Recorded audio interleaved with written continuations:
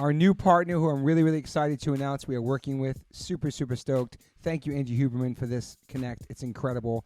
AG1 Athletic Greens. I've been using them for a while. I have them every morning on an empty stomach.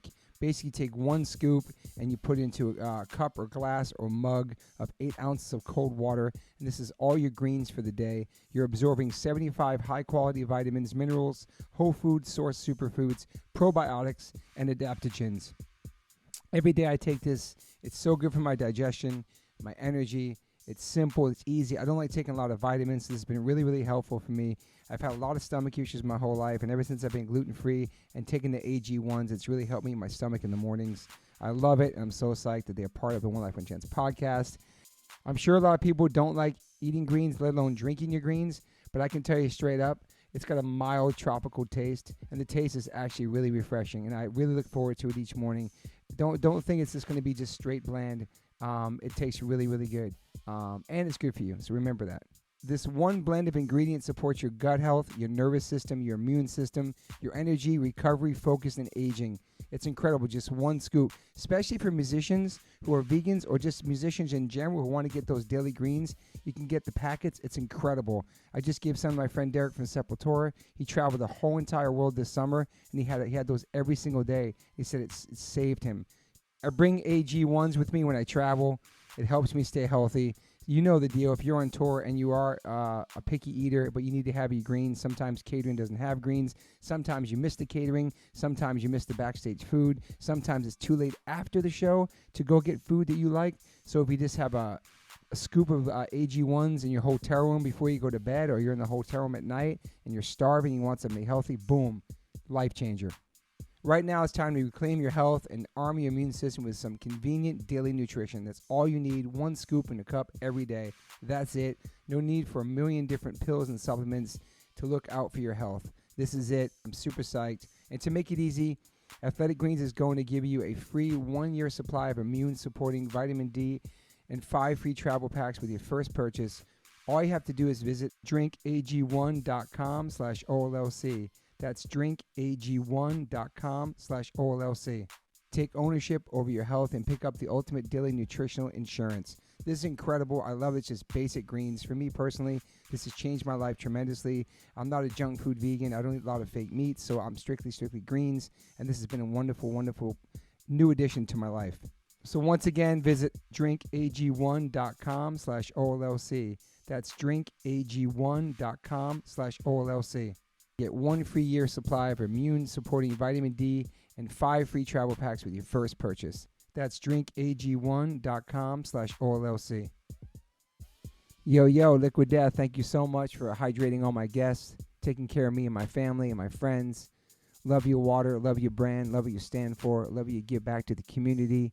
If you want to learn more about Liquid Death and how it started, listen to episode 115. With the co-founder, owner, and creator of Liquid Death, Mike Cesario. Just a punk rock skateboarding kid from Delaware with a dream. It's an incredible story, incredible journey. So if you go liquiddeath.com/Toby, you get free shipping on any items you order from liquiddeath.com. And if you want to get water, Liquid Death water, go to amazon.com. But for merchandise and other things that's not water, go to liquiddeath.com/Toby and get free shipping. Thank you so much, Liquid Death. Death to plastic, murder your thirst, stay hydrated. You know H2O saves lives. Welcome to the One Life One Chance podcast. I'm your host, Toby Morse. Today I got my brother, Mr. Derek Green, with me. Thank you, Derek, for being here. Hi. I'm going to miss you because after this podcast, you'll be gone for the summer. Yeah, I guess so. I'll be here towards like fall, August. Well, I'll miss you, and I'll watch you. I'll miss you too, man. I'll keep in touch with you. Right on. And I've been excited for this podcast for a long time. We've been talking about having him on for a really, really long time. He's been super, super busy. Mr. Elgin James, thank you so much for being here, man. What's up? Thanks for having me, you guys. Yeah. This is awesome. Like your Long journey, time coming. Your journey is like so inspirational. Your whole 360 on your life, everything. I don't know where to start with you, but like, we're massive minds. I think we should start with some math. I mean, 360 would mean that I just went in a full circle. So I guess right now I'm in a gang. I'm gonna. Okay, whose face can I punch? So what do I say? We can. Not 360. What should I say? So 180. Fucking 180. My bad. I'm back into 360s better though. A 180. What do you think you should start, Derek? I think it should start with how do you guys know each other? That's like the big question. Hardcore. You've been talking Hardcore. so much. Yeah, hardcore, man. Maybe like Hardcore. Wrecking Crew. Hardcore. Started with I think we first met with Wrecking Crew. Yeah. So you grew up in New York. Hell no. No. Fuck Boston, New York, bro. son. Boston. Whoa, yeah. whoa, Connecticut whoa. to Boston. All right. No New York, man. So Boston. Boston, Connecticut kid. to Boston. And so you Yeah. guys Which met, we'll get to, but we met. yeah, and how probably did when you're Wrecking Crew, maybe. Yeah, I guess. Wrecking Crew. Wrecking Crew. That's the thing, man. I'll tell you one thing about Toby. You've always been the same dude. Like in a good way. Like Thank I'll you, say man. that. Like you've always been this dude. Like some people weren't always comfortable in their own skin and they've tried on some other skins, if yeah. you will. Yeah, no, it's people do. Yeah, but right. no, you're a dude. You always felt like you knew who you were since we first met. Thank you, man. 76 years ago. What year would Wrecking Crew have been for you? Fuck, 90, 91 maybe. Yeah. Wow. Boston was such a intimidating place to play coming from New York. You know what I mean? Yeah, As a band. yeah, there Going was to a the lot Rat of- and playing the people that had their arms crossed. Like Right. there was a real rivalry there. Yeah. From the generations before and other generations, even just the sports, just everything about it. It was a very hard place to break and where people actually listened to your band. True, even with sports. I don't know if it was like that Yeah. for Boston bands coming to New York, was it, you think? I think so, man. It's like Boston. I think in New York in general would just treat Boston how we treat where you're first from, Rhode Island. You know Yes. what I mean? You just like kick it down like the little brother. Like we hated New York so much, and I don't know that they knew we existed. Right. But Yeah. but a lot of us, the kids of this era. I mean, I moved to Boston when I was a teenager, but we inherited this rivalry, right? True. And we listened to these bands before us, and this sort of fantasy that they created. And one was just embarrassing because allegedly, to story, Boston went to New York and got beat up. Right. That never fucking happened in our generation. So already have a fucking chip on our shoulder.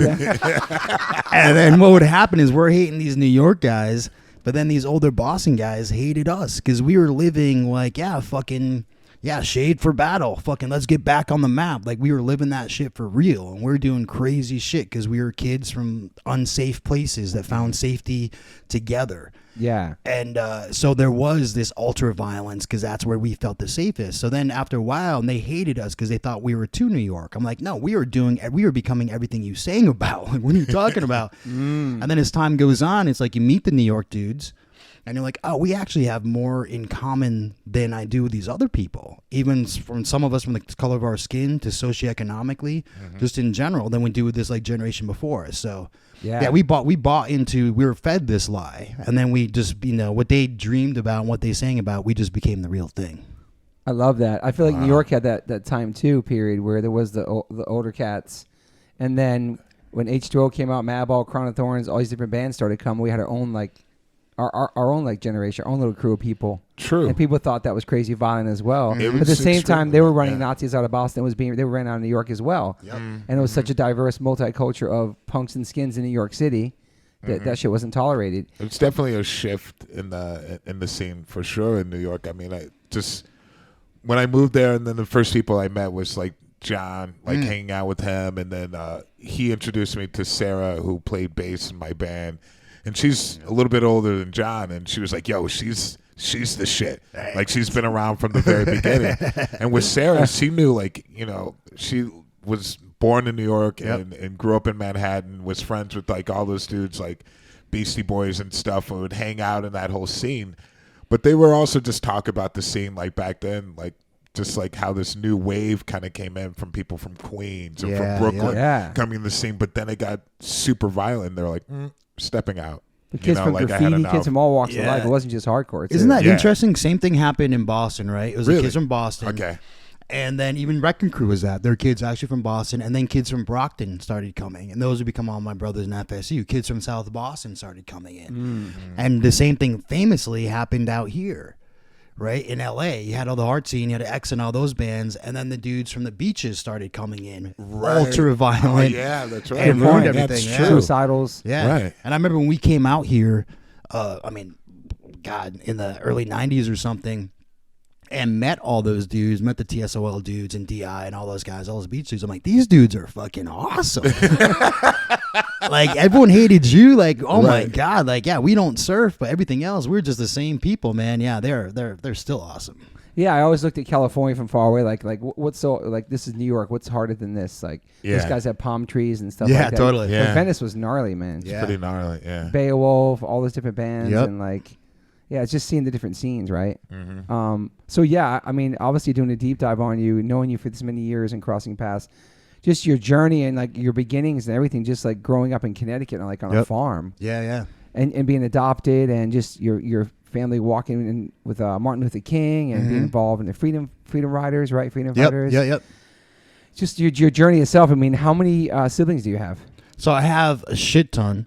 Because then later I would find like my biological family would find me. Whoa, really? So I found like a whole bunch more that I didn't know. How old were you when you got This was adopted? just a few years ago. Oh, I was still a kid. Like I was like 1 or 2 or something. Oh, I was wow. really Okay, young. Yeah, okay. I was really young. Like I was just in a few places before I got adopted. My family found me. And this is in Connecticut, This was in New York originally. New York originally. Yeah, don't tell my boss. Hang on a second. Wait a second. So you're born in New York originally? Yeah.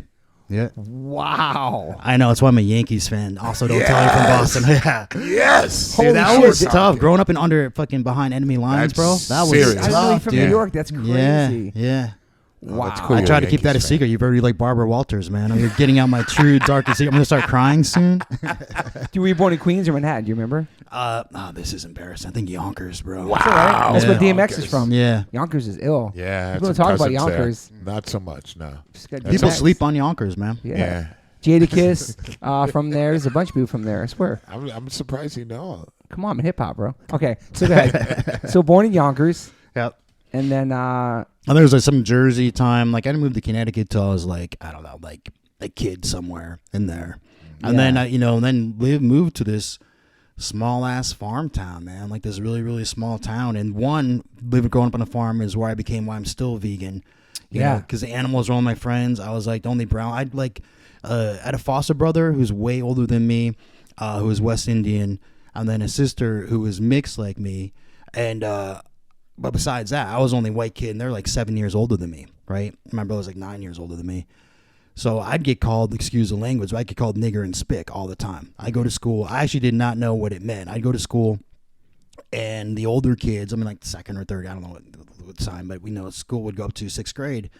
And the older kids would just give me this sick burn, and everyone would laugh. You know what I mean? Oh, don't play with it. Don't play with, so-and-so. Don't play with this, or don't let them touch this. And I'd be like, oh, man, and everyone laughed. I'm like, that must be a sick burn. So I came home once, and my older sister, and she had, I don't know if it was like Styx, like Grand Illusion, or Candace Left Overture, some like 70s record shit. Right? Styx is fire, bro. Okay. And I had taken it, and I'm a fucking klutz. I'm a little kid, and I scratched it, listening to it, like stealing it from her room. So she was pissed. So she was screaming at me when I come in. And I was just like, oh, we're in it, huh? I'm going to use a sick burn. I'm like, shut up, you stupid nigger. Whoa. Yeah. And I have two sisters. I have a few sisters, but I have two sisters I grew up with, like 2 adopted sisters. One is black, like I said, and one is white. And I said it to my white sister. Damn. And my mom was there, and my mom slapped me. It was the first time, like, your mom spanks you, and it's funny because it doesn't really hurt. It's your mom, and you can't have a laugh. But that, like, she slapped me in the face and then grabbed me because she was just so shocked. And she's like, where did you hear that? And I was like, wait, what? Why? What does it mean? Like, I thought. Wow. And so then I'm like, oh, fuck. Okay, tomorrow at school is going to be a different story. So I did grow up in that area, and I think it became, not to jump ahead, but so then with the animals, it was the same way. So I was getting called that shit all the time in school. And so my friends were the animals on the farm, especially the pigs. Pigs are smart as shit. They're smarter as dogs. Yeah. And we had Biff, we had Bubba, had fucking great pigs. We had Reggie and Catfish. Come on, Yankees in the house. We're our sheep. You Reggie. Yeah, bro. That's my man. Yeah. Oh my God, I love the Yankees. And so they were my friends. You know what I mean? And then it was like, I don't know, it was 7-ish or something, somewhere around the same time. The pigs all got rounded up to get slaughtered. And that shit fucked me up. And I was just like, wait, what? And I'm like, fucking grown-ups are the devil. Mm-hmm. Like, grown-ups are fucking awful. And so that had this seismic shift on me. So I'm like, I'm not eating that anymore. You know what I mean? I'm not eating this shit anymore. And then as you get older, And then it was just like, oh yeah, wait, hot dogs, bologna, that's this shit too. And then you're like, marshmallows, Jello, what the fuck is wrong with you people? Everything you love as a kid, you get fed. Yeah. So it wasn't until I was like 13 or somewhere around there when I finally nailed that shit down completely. But before that, and I'm jumping way ahead, I apologize. But that's where punk rock came in. You know what I mean? As being a mixed kid, I was never white enough for anyone that was dark. I was too light for anyone that knew that was black, right? That we try to find in our lives. Don't speak fucking Spanish. And I was too dark for anyone that was white. So you get left fucking nowhere. Yeah. You know? And I just felt like such a fucking alien all the time. And I couldn't laugh at the jokes that people made because I'd been the brunt of the fucking jokes. Damn. I couldn't even eat the same shit that they were eating on their plate because I knew where it came from. You just feel like a fucking alien. And then that's where punk rock comes in. And then I'm a kid, 12, whatever it was, and the first time I heard like Black Flag Damaged. And I'm like, oh, yeah, I'm not the only one with so much fucking chaos in my head. Yeah. And then after that, I was like Zen Arcade by Husker Du. That was like, oh, shit, I'm not the only one that's in so much fucking pain. That's why I have the symbol from Zen Arcade tattooed on my hand. Shit. But yeah, that's it. All around. Wow. That's growing up on a farm, fucking hanging out with sheep and pigs. Well, dreaming about concrete. Your dad was so Native cool. American, like Dominican? No, that was my biological father. Biological. Yeah, Okay. Yeah. we're just talking about that, man. you know, just about how important it is for kids to grow up knowing animals at a young age. Yes. And this can be a way of, you know, kind of getting this idea of a plant-based lifestyle. If you grow up on a farm right. and, Yep. you know, See you what have happens. friends that are animals, you know, and it's interesting that you said that, you know, like you were determined at a young age, like, well, you knew that this was your friends, you know, these animals are your friends. And that's I really wish so many kids had the opportunity to be on a farm absolutely. and just experience that. For sure. We changed so much in this world, I think. I think so. You know what I mean? To see where it comes from. No, it's especially now because it's so Especially ven. now. Yeah, and when you're a kid, like I'm sure it's the same with you, becoming a vegetarian, man, you're just like, first of all, it's just so weird then, but then you go to the health food store and it's just like bins of grain and nuts. Right. You know what I mean? It's not We didn't have impossible. shit. It was nothing, dude. It was No, it was dismal. It was dark. Falafels, maybe. Yeah, beans, falafel. That was it. rice. Falafel. That's all we had. Yeah. So- I still can't eat falafel. I still can't. Really? Yeah, it's all I eat. They try to You feed me still some eat it? falafel. I can't eat it. I can't eat okay. it. Yeah. You go to Mamoon's, whatever like the falafel was, and you see, oh my god, yeah, I can't eat it. Too many years. So you're going to school in Connecticut, obviously, right? Yep. Going to school. Yep. You're not like homeschooled or nothing. And Not going to school, getting to, I think for a lot of us in the 80s, we used to be just talking about suicidal, institutionalized. It was like a documentary thing for a lot of us because they didn't know what to do with kids like us then. Right. You know, it was just like institutions, juvie, and all that. So that's where I was. That's where I was bouncing around at. And I think a lot of there was punk was a little different then because it was just like, it was hard. You go to a show, people were fucked up. Like we were all there for a reason, which is beautiful because there's something sent us all there, but we were fucked up. There's nothing cool about it at that time. No. And so you started getting in trouble, like you got arrested your first time, like 12 years old or something? Yep. What was that for? Selling drugs. My parents, my dad really, had a shit ton of weed. And so they'd have garbage bags of it. It was growing it on the farm? Just growing it on the farm. Oh, yeah. Okay. And Talk about that today too.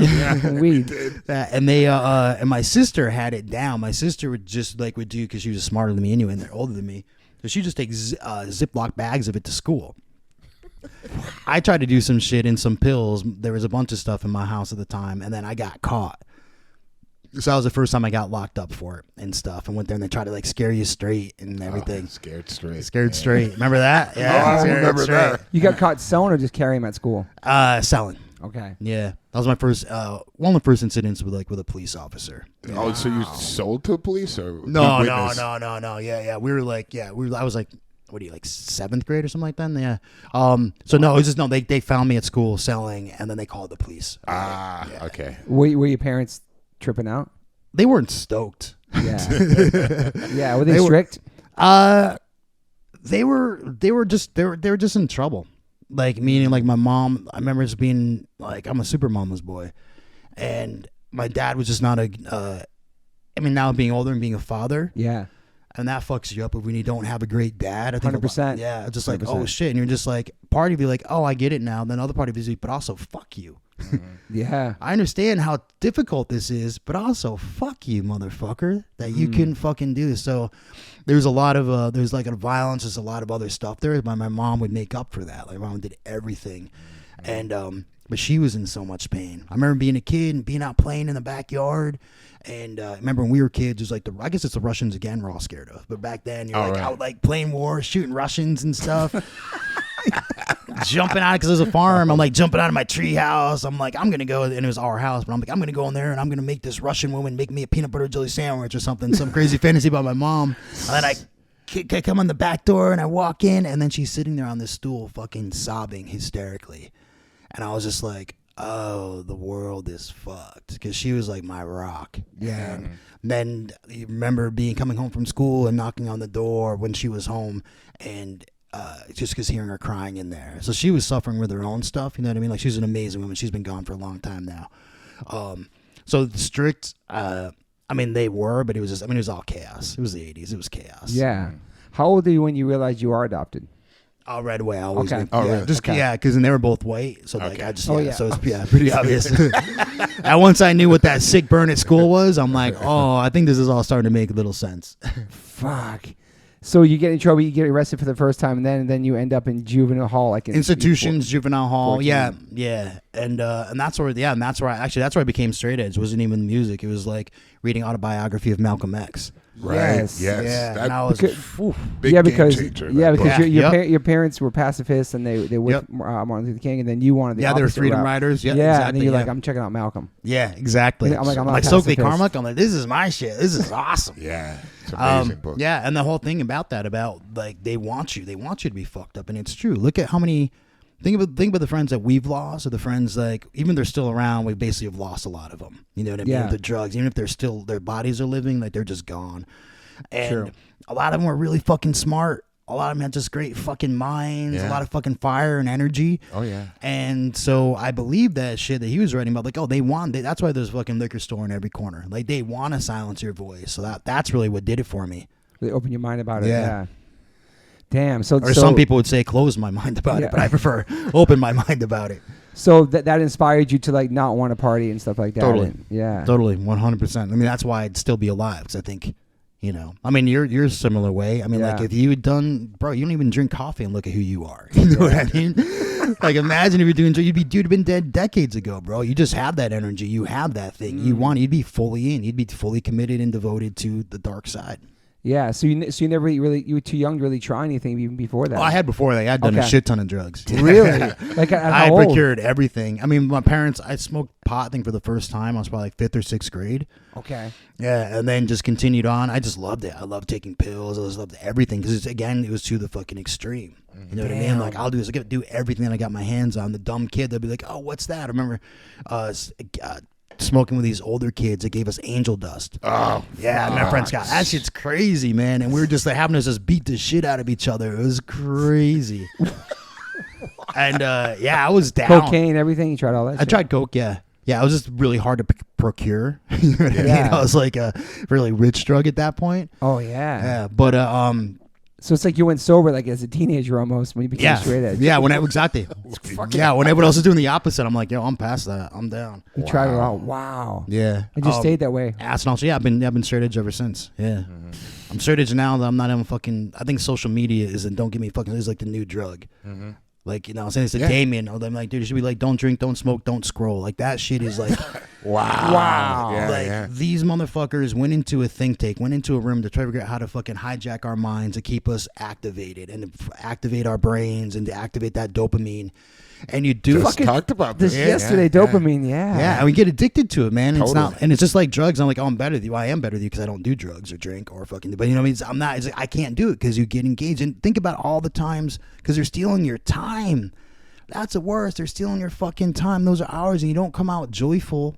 Yeah. You don't come out afterwards. Even if something's interesting, you're going down and down like that. You never feel good after, man. And you lost hours that you're not with your son. You're not doing this. You're not doing a podcast. You're not fucking starting a fanzine. Yeah, this girl was on yesterday. She was talking about the pressures as being a woman on social media and having to like look a certain way and post a certain time and have stuff she does for, you know what I'm saying? Like all the straight. pressures. It's just like doing drugs, and that's like the new dopamine. We talked about that. It completes that in her mind. You know, That's right. doing that. It's like How many likes, how many true. views? Do I Right. look okay? Yeah. Does this girl look better than me? Like all that And pressure. it's short-lived. You know, it's like So short-lived. You're so right, bro. Yeah. Yeah, it's like a crack hit. It's like so short-lived. It's there, and then you need more, and it's never the same. And even if another you post, aren't, another thing. yeah, exactly. And even I think for any of us, you get a little bit of it. It's not like we're immune to it. No. Oh no. You know what I mean? It's just like, absolutely. this, and it becomes. And to me, it's also, it's like why I don't watch. I love baseball. Baseball is my sport. I love the Yankees. I used to watch 162 games a year. When I couldn't afford it, I'd go into credit card debt to get the MLB package. You know what I mean? Take off, and for the pitch clock, games are long, like 3.5 hours.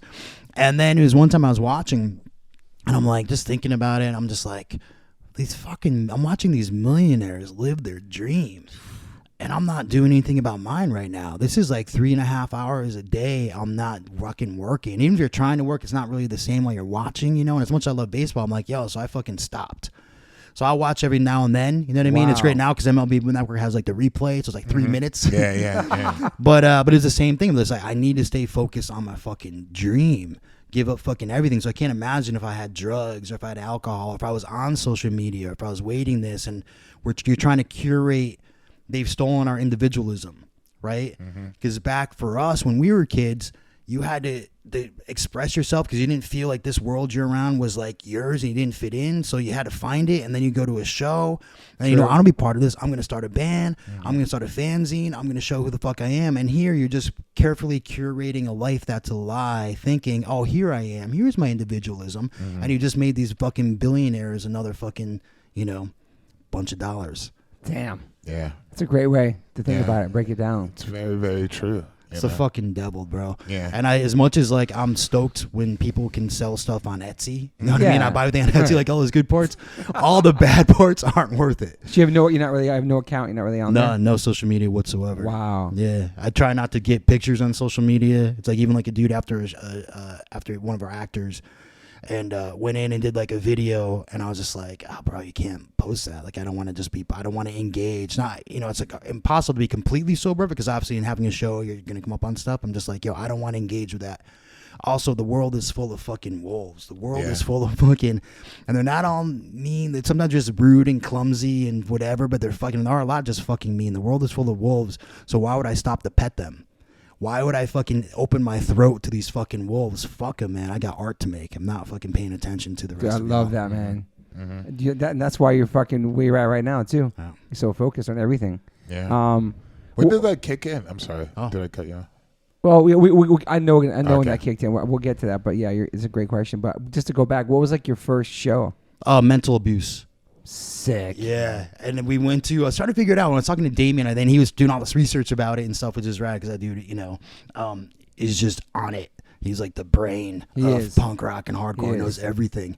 I only stumped him on Lost Generation. If anyone's listening to this, lots of people listen to this podcast, but you should all check out Lost Generation from Bridgeport, Connecticut. Fucking amazing band, amazing records. But he was mental abuse, and I found out you're living in a farm town. And the Anthrax was at the Stamford Art Gallery at that point, right? It wasn't in Norwalk yet. And you'd hear about it, and there's this show called Adventure Jukebox that you'd get from WXCI. And this guy that would play all these songs. The dude had been, I think he was in No Milk on Tuesday. I don't remember that band. Okay. They're another Connecticut band that kind of just got lost at the time. And so he talked about all these shows that's happening to the Anthrax. And I'm 12. I'm like, how the fuck do you get to the, how am I going to get there? And like, so there was a girl, this girl Sue, who's sort of like, punk adjacent, you know what I mean? Yeah. And then my best friend Scott, who I would smoked angel dust with and had to beat the shit out of each other.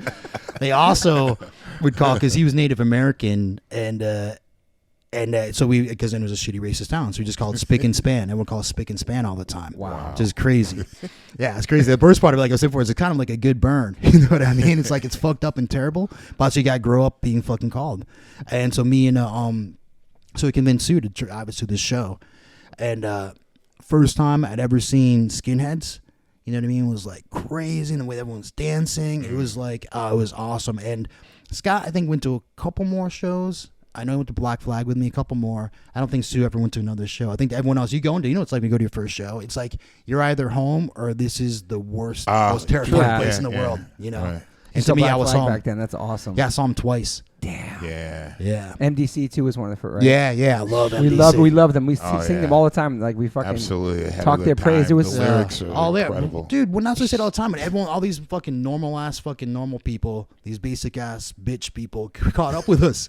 Right. You know what I mean? Like I bought fucking the Millions of Dead fucking Cops record in 1982, whatever it was. Yeah. And everything, trans rights, police brutality, Yeah. all Cobra those things Death right there. Burger. Yeah, Everything. everything's Yeah. right on there. Yeah. I remember Yeah. getting the Millions of Dead Chicken 7-inch, and I'm like, oh, that's what I am.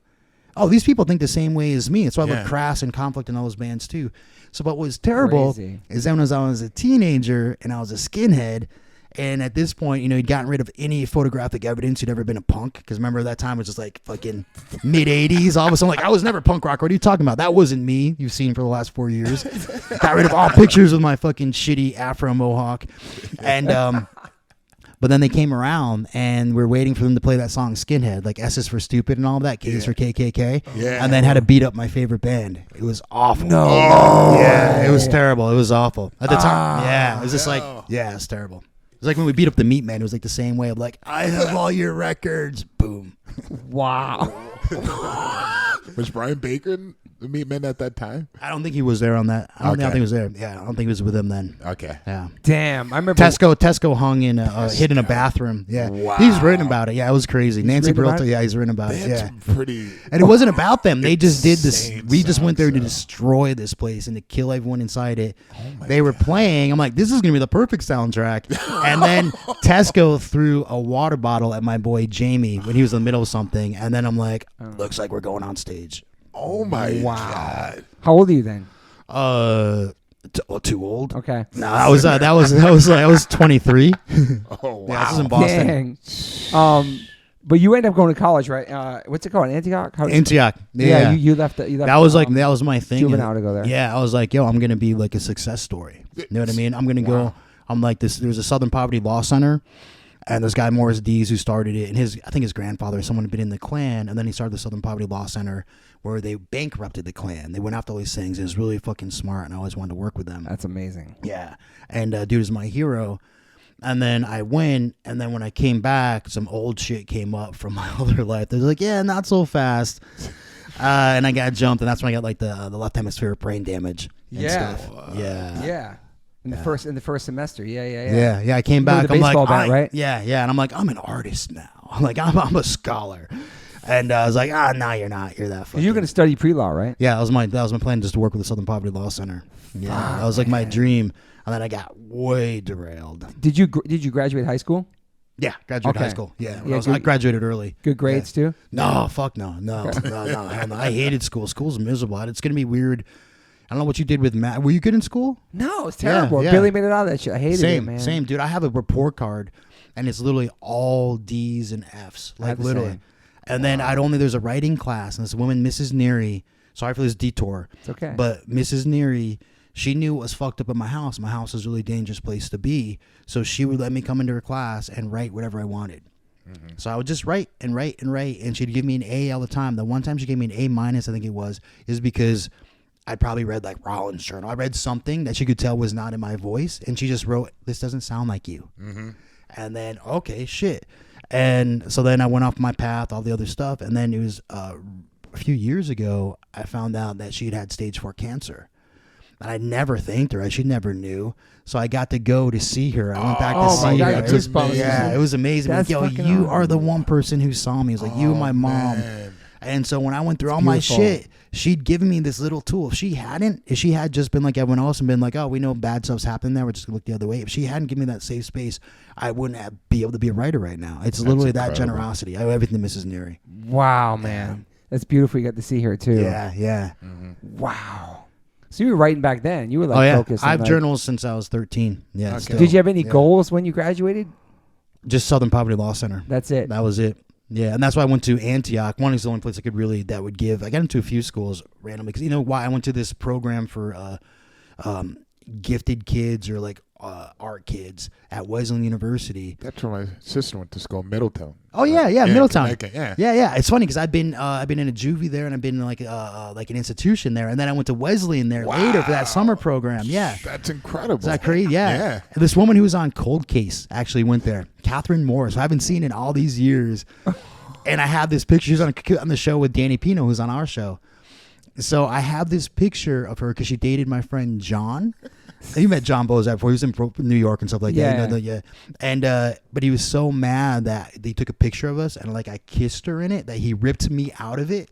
So it's just her with this photo when she's like 16 and I was like 15. It's awesome. So one day I'm going to show it to her. Holy shit. But yeah, so I went there, and that's what really, and got me in there was Mrs. Neary. Mrs. Neary is the one who showed me these letters to go to the school. Like, there might not be a lot to see on paper for this kid, but there's a lot here. I went to that program, and then that's what helped me get into these other schools. And Antioch was where we got all the money, so we didn't have to pay much. So, but then after that, like you going through physical therapy and all that, then somehow were you living on the campus before that happened? Before that, like you get hit with the baseball bat? Were you living on campus? Yeah, I was there. It was like Yellow Springs, Ohio. After that. Yeah. I tried to go back, and then that didn't go well. Like if anyone suffered like a brain trauma, and the thing is, you don't even know. Like I'd be there and I'd be like with my mom, and my parents were going through their own stuff, so they were about to leave. My dad had some legal stuff, and so they were split in town, and I'd be like, "Hey, where's Jocko?" And she'd start to cry. Because I literally just asked her like 3.5 minutes before, but your brain was just like a colander. You know what I mean? I had trouble speaking. It was rough. So I went back, and then would wake up for class, and then I'd sit on the edge of my bed, and then I'd be like, oh shit, it's like 4.5 hours later. I'm still sitting here. Oh man. Yeah. So me and this girl, Jenny Black, ended. Ohio is the best place to be homeless. It was rad. That's where he's from. Is it really? Where are you from in Ohio? Cleveland. Oh, yeah. Probably Clevo. not Cleveland. Columbus is a great place to be homeless. Cleveland, not so much. Yeah. When you're in Columbus on High Street and like college girls are feeding you and having to sleep in their dorm Ohio rooms. State. It's like one of the biggest in the country. Yeah. How do you end up Buckeyes, getting bro. Ohio, Buckeyes though? State. That's where Antioch was. Yeah. So we just split, and then we're just yeah, that's right. And then we'd go into shows there. We'd sell like those friendship bracelets, you know, those things like that for $1 in the thing. She'd make them. We'd sell them. I remember selling the bunch. Newport. Fuck yeah, bro. Yeah, I saw the Circle Jerks there, and we ended up selling. I was like, I think it was Greg Hetson or something like that. I'm like, hey, bro, like I love your band. You guys are playing tonight. And I need some money. Will you buy some of these? So I bought like $10 worth. Nice. And so we went in, and then being from the East Coast, I start punching and kicking everyone, and I got thrown out within like 3.5 minutes. I'm like, this isn't how you guys dance? What's wrong with everybody? Oh, shit. The best part is years later, I got to meet this because I don't know that dude still to this day, but I was to jump way ahead. I moved here. I'm trying to change shit around, trying to become an artist, right? Yeah. Living in LA. And I don't have a job. I don't have any money. I work at Safari Sam's. Remember Safari Sam's? Yeah, venue, Yeah, so I worked for Safari Sam's because my manager of my band, Mark, worked there. Got me a job. I think it was like my first or second time there, and I got in 3 fights in one night. God. I'm just like, oh, this is not why I moved out here. But in one of them, this dude's just so fucking, whatever. This thing happened. I won't glorify it. It was awesome, but I won't glorify it. But after, Greg Hetson comes up to me, he's like, bro, what was that? Like, you fucked that dude up. And I'm like, oh, yeah. I'm like, oh, shit. Like, well, I guess punk, we just must know each other. But I think he thought I was Joey Castillo. Oh, I did Yeah. When you came in, I was like, yo, this looks like Joey's brother or cousin. I've heard it so much. I've never met him. He's Never the met him. best. Yeah, that's what I hear. He's incredible. so I mean, he's a dope. legend. Yeah. And he plays with JJ, and JJ's all the time. I was like, you guys are lost brothers. Yeah. But at the Holy time, I'm shit. like, yeah, it's Thought funny. this too. I put it together later. I'm like, oh, that dude thought I was someone completely else. It's probably like, what's wrong with you? Why are you so mentally imbalanced today? Like, what happened to Joey's? Joey's a badass too, though. Joey's a right? badass. Yeah. Dude's a fucking legend. There's no better drummer, I think, in He's the so world, good. bro. He's so He's sick. fucking, yeah. So, That guy. fuck. But yeah, we were man. there. We're in the East Coast. We were just like everywhere. We're in New Haven. We're just like, we're everywhere. And we just think, I mean, that's the thing about you go to a city as a punk rocker, or as a skinhead, as a hardcore kid, find out where everyone hangs, go there, and then, what up, bro? Yo, Max is making an appearance. Max is skinhead. Dude, I feel like just yesterday you were like 5 years old playing the drums downstairs, and now look at you. You're like a fucking Crazy, stud. right, Max? It's crazy. American History You good? X. He's waking Awesome. up. What do you call American History X? American History X. In the house. So good to see you, man. Good morning. Look like a fucking Navy SEAL, bro. Dang, look at this dude. Fuck. Don't blow his head up anymore. He stole your youth, He dude. He did. stole. You used to look like I that. know he drained my whole life. I'm deflated. I can see. He surfs every day. This kid's a Cali kid, man. Fuck, it's awesome. So then somehow you end up in Boston, pretty much. Yeah. So then, that was part. We just go to Boston. Yeah, and then you spent a lot of time in Boston before that. Maybe going to shows and stuff. yeah, we'd go up there all the time, and we'd Yeah. go. And he just rated. I was in. I was part of the Forced Reality crew. I was in Forced Reality for like 3 practices and half a show. I was like terrible. I was like the worst bass player. But Pete Morse's been one of my best friends since I was 13. Yeah. And I won't be forever. But then so Choke put out the record on his label. Wow. And then so we had like going to hang out in the pit and seeing all those kids and knowing that the Eye for an Eye kids and all that happening there. yes. Yeah. So that was Boston. Just seemed there's like New York. It's like same thing with the teams. If you're from Connecticut, you're either a Yankees fan or a Red Sox fan. Rhode Island's very similar. So either end up in New York, you end up in Boston. And so we just had more at what we thought Boston was at that time. Then we moved there, a bunch of kids from Connecticut, from other places, from New Hampshire. Again, started hanging out with kids from Brockton, from Southie. My best friend Bruce that I moved there with was from Maine. And we're like, oh yeah, like we already talked about, we're going to live this record. We're going to live these lyrics. And then these same dudes, and like the dudes in Wrecking Crew were the worst thing they ever did was let me in the band.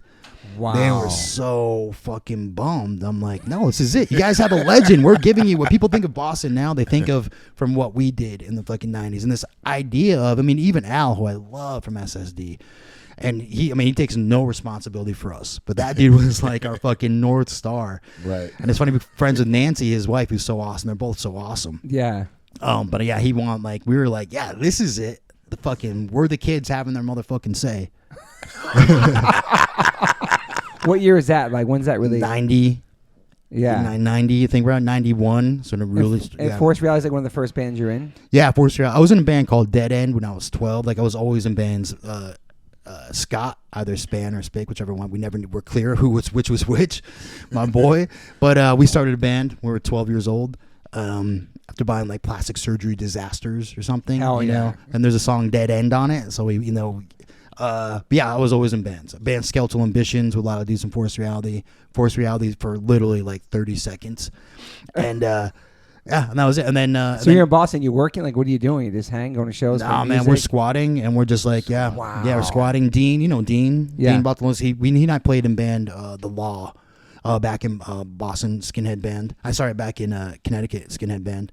And yeah, no, we're just fucking hanging. My dog, my pit bull Sierra, like just like loving life, man. Because it was different then. It was like, even when I got Sierra, we played in Skeletal Ambitions, me and the Forced Reality guys, and we got a show to play with DRI. Nice. Fucking amazing. It was in Lawrence, Kansas. So you just got in a van. At the Outhouse? At the Outhouse, man. Oh, yeah. It's a great fucking Oh, it's a great venue. place, dude. It's the Middle of greatest place in fucking the grass. world. Yeah. It's amazing. Just running through. I remember just running through the corn. My greatest memories of my life is running through the cornfields with my new dog. They got this black skinhead dude for $15. Sierra, just running through the cornfields. Like the happiest fucking moment of my life. I love the Outhouse. The kids in Lawrence were the best. Yeah, there's great shows there, man. Yeah, I forgot the great shows. promoter's name. There's Jeff. Did you know yeah, Jeff? yeah, he'd be stage diving the crowd. Yeah, Little yeah, guy, yeah. Yeah, he was from Connecticut. He was part of our crew. Wow. Yeah, He had so long he- dreads for years. Yeah, he later put us on a tour with Marilyn Manson. Me and Dean were. Because he became a big booking agent. Yeah, huge booking agent. Yeah, Jeff was the best. Jeff 40. Yeah, he was like, yeah, he's a kid we grew up with. I knew him forever. So just like, hey, want to play DRI? Sure, we'll drive 50 hours, whatever it was, to get out there. I don't know. I'm bad at math. And then later, when we were at Big Block, me and Dean, I think Ralph was with us. Block, yeah. Yeah, and Al from American Nightmare. He's like, hey, you want to play with Marilyn Manson? So like, yeah, we drove the fuck out there and played a bunch of shows with Marilyn Manson. Holy, how was that? That was weird. It was awesome. Like we did much weirder, darker shit than them. That was a weird part. Like, yeah, we like, yeah. Eric Curry, we were talking about earlier, my boy, ended up like, just ended up in jail. We made all the money from merch. We had to like get him out. Just crazy, dark, weird, fun shit happened. It was awesome. Wow. Yeah. Like we made Marilyn Manson look lame. Right. And also very problematic because that dude is. Yeah. Yeah. Fuck, man. So when does like shit get real? I mean, it's getting crazy now. I mean, but when does FSU when does that start?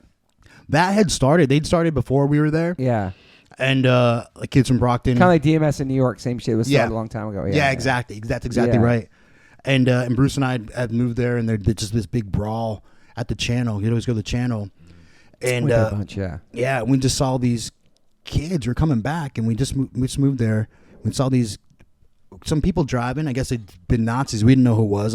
People walking, a group of kids, and then these like sedans, these big like olds 40 or Delta 44, whatever those fucking cars are. A bunch of them just stopped, and a bunch of like really well-fed like kids in shorts. We're like still boots and braces. Like these look like hockey fans got out and beat the shit out of these fucking dudes. And I'm like, all right. Then I would say, like, you fucking Nazi. I'm like, oh, all right, cool, we get it now.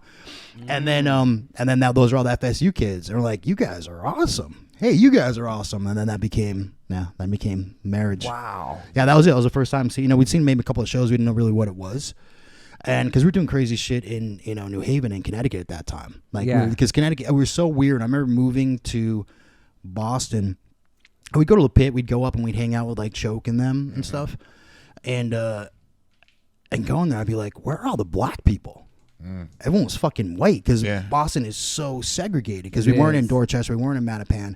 And New Haven, urban in New Haven, is just like mostly black. There's a little castle of Yale in the middle, but beyond that is like fucking mostly fucking Puerto Rican and black and Dominican, et cetera, and really fucking poor. And then I'm like, Cambridge is so clean and neat and stuff. So anyway, that was it. So we that was our first introduction to them, and then we just became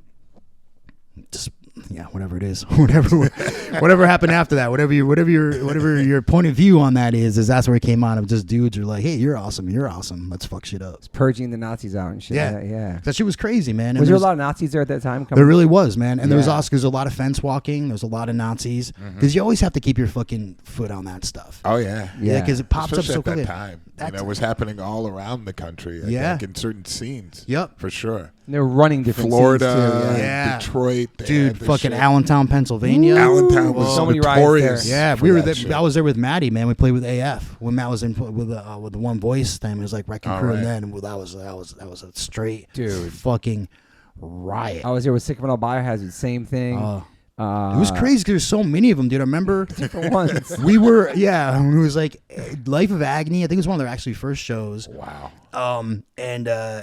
Wrecking Crew, Sheer Terror, Agnostic Front, Roger. It was the same night. It was a fucking terrible night. It was the same night that his squat had burnt down, right? He'd only gotten out, which I didn't realize he'd gotten arrested on his way to see Brooke Smith. All that like that. I didn't know that either. Yeah. Shout out to Brooke Smith. You met her the other day. Yeah. We met lunch the other day. She's the best, bro. Damn, he was on the way to meet her. He was on his way to meet her. She had a pool party. I didn't know that, and I was like, so she was at that the benefit and everything we had at the Anthrax and all that. I'm like, weird. We've been in the same room. Wow. But so Roger was meeting us there, and we were all upstairs, and there had been it was in, if you remember, I think it was an airport music hall or something. Yep. And it was in a strip mall. Yep. And we were all like, I don't know, it was like we're late teens, early 20s at the oldest, and there was a strip club there.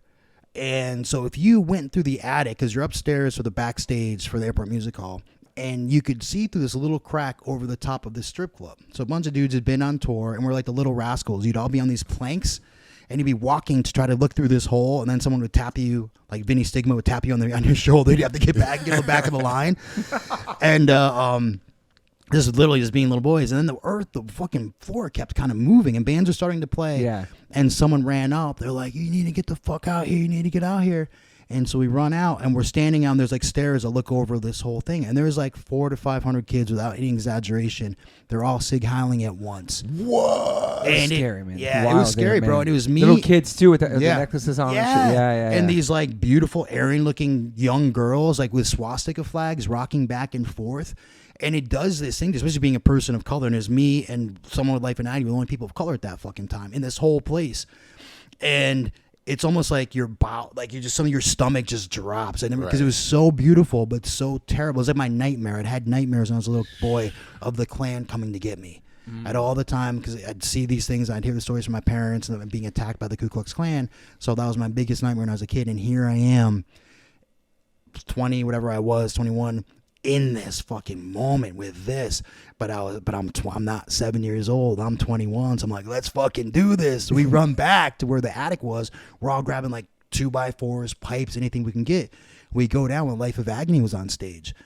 And they saw me, bro, and it was like, ever see Invasion of the Body Snatchers? Yeah. When they'd see someone, they just screech. That's what it was like. They lost their fucking minds. Holy shit. They're screaming, fuck New York, fuck New York. And I'm Yeah. like, yeah, that's all right. I get it. Yeah, I'm back, yeah. But then white power, not down with. But then I was like the one dude there. And I think it was someone said, someone in Life and Agony's cousin or something like that, like a little kid. Only people called in the whole place, so shit just got fucking crazy. They're rocking. Security's not doing shit, as you know, and they're rocking that barricade and rocking that barricade. And Kev One shows up, right? Those dudes are on the run, and we had beef. Kev One and I had fucking beef because we hated when the New York guys would come down to Anthrax and be like, "Yo, you don't know what time it is, kid," all that shit. So we brawl with them, right? So Kevin One and I beef. And then all of a sudden that dude's there and we're fucking brothers on the fucking front line just swinging everything we can to beat these people off. It was fucking crazy. Holy shit. Allentown, Pennsylvania. But the funny part is we walked up beforehand. We'd heard all the stories and been warned about Allentown. We roll up, we get out of the van, and there's some fat Nazi out there, some kid, not to body shame this fucking loser from Allentown, Pennsylvania, but he's like a fat dude with like really wide Market Mindy suspenders, red suspenders. Oh, yeah. And I'm like, oh, we're good. This is a Nazi. So I'm like, yeah, we're okay. Let's try to sneak a look into a strip club. And then later I'm like, oh, fuck, I was so wrong. I heard when Burn played there, Chalk just pulled his dick out the whole time. awesome. And then when Killing Time, they were saying, like, fuck Jew York. Oh, shit. And also, I don't know if you remember, but I remember seeing mad white power people there and gigantic black bouncers like your size, and they ain't doing shit to Nothing. them. Yeah, nothing. They're not Sig Heiling them. yeah, They're fucking with the white people. This shit would happen in Right? Detroit too. Like Oh, they'd yeah, roll yeah. into this neighborhood That's right. where you would get shot if you're walking around, and they would jump back in their cars like soon as the show was over, like terrified driving home. I was like, this is some fucking bullshit. Yeah, you know, bro. and there was big ass black Yeah. bouncers there just standing there, and they were just like kind of like avoiding them. But I was like, these motherfucking pussies. Bro. You know, it was Detroit, Baltimore, Yeah. fucking all those things. Chicago, the same thing. Like, oh, because you have shows in those fucking fucked Right. up areas. Yes. They'd come in, say all that stuff, but they're getting in their cars as soon as they could get Soon out. as it's like, Back on the interstate. But these dudes have like shotguns in their pickup but trucks. And Pennsylvania is Oh, yeah, different yeah, though. yeah. I mean, it's a very different scene. But I'll tell you what, that area cleaned their shit up because we went back there a couple of years later with Big Block and they had that shit on lock. And we were playing, I think we were playing with Biohazard. And like halfway in the set, everybody ran out. Everybody in the show ran out because there was a rumor that there was a Nazi there. And it was one kid in a car, and you had 30 kids around this car ready to pull this dude out. Wow. And I'm like, whoa. And everyone's just like, obviously, Right. they're evident. And now they're like, yo, let him go, blah, blah, blah. We made a demo tape once. No, just kidding. I love fucking with Evan about that. Yeah. But anyway, but Everybody they flipped, yeah. they handled their shit like on another level. Right. Yeah, Richie Cipriano from Sick of It All was documenting the New Titans on the tour, and that was where Sepultura, Yeah. Sacred Right, Napalm Death, Sick of It All. And we'd film all the lines and give out, like, We Stand Alone stickers, right? And that day, when we handed them out, people would start Sig Heiling in line at us filming, and we're like, yo. And then we Oh, went inside, shit. yo, there's some crazy shit out here. Like, we knew it was going to happen, you know what I mean? Little Fuck. kids with, like, the little cross and shit. Yeah. It was like a fucking movie, man. It's It's like crazy. shit you'd never expect to see. I was shocked, like seeing that shit like an AF show, and I was like, "Why yeah, are these motherfuckers?" And then Roger's like, "Yo, Roger's not even motherfuckers." white, bro. Yeah, he was Yeah. like, "Yo, he's Yeah. like from fucking Cuba." Yeah. and it's just like these dudes out there. Freddie was there; he's like a little kid, like on Yep. stage singing, and it was like, "Fuck this shit." Dude, it's so he was fucking like, crazy. But what's fucked up is just now how mainstream that shit is. That seems like a weird fever dream. Because then, Yeah. I was talking about it once in my writer's room because they were going off. I was like, what's fucked up about it is those kids back then, like, fuck all that shit, but probably had more in common with, you know what I mean, than a lot of people now, which is sad. Like, it just, socioeconomically, all these other things. And you're a skinhead in the early 80s and to the mid 80s. There is that big shift that happened in like 88, right? When everyone became Nazis. So the people you've been brother with, your friends, all of a sudden your heroes became Nazis, but it became the harder thing to do because they were just angrier. Or I don't know what it was. Yeah. So that was also really weird of just like, we were into bashing people that were our fucking brothers and friends. Now it's on a whole other weird fucking psyops, like other shit. Like now it's just fucking gross and dark. Like now there's no way, now you can't beat these people back out of a show. Yeah, You know what I mean? Now it's like in your fucking YouTube. There's no way around it, right. No, it's true. Yeah. I want to talk about some of the things you guys did. Even it's just interesting things I really didn't know about until I did a deep dive. Like, well, I knew about the robbing drug dealers and giving a percentage of the money to charities. Yep. Which I thought was really fucking pretty cool, actually. You know what I mean? Taking the money, putting that, and then also like arms for hostages. Yeah. Where you would like trade guns. Yeah, they stole my dog's here. I was talking about earlier. Wow. Yeah, that guy from Kansas. Some idiot that we were living with left the door open and then she came home and she was gone. Okay. So that's like anyone who has lucky enough to have an animal in their life, like that's your child. That's your family. That's like someone took fucking handsome buff Max next to me right now. You guys don't see this visual.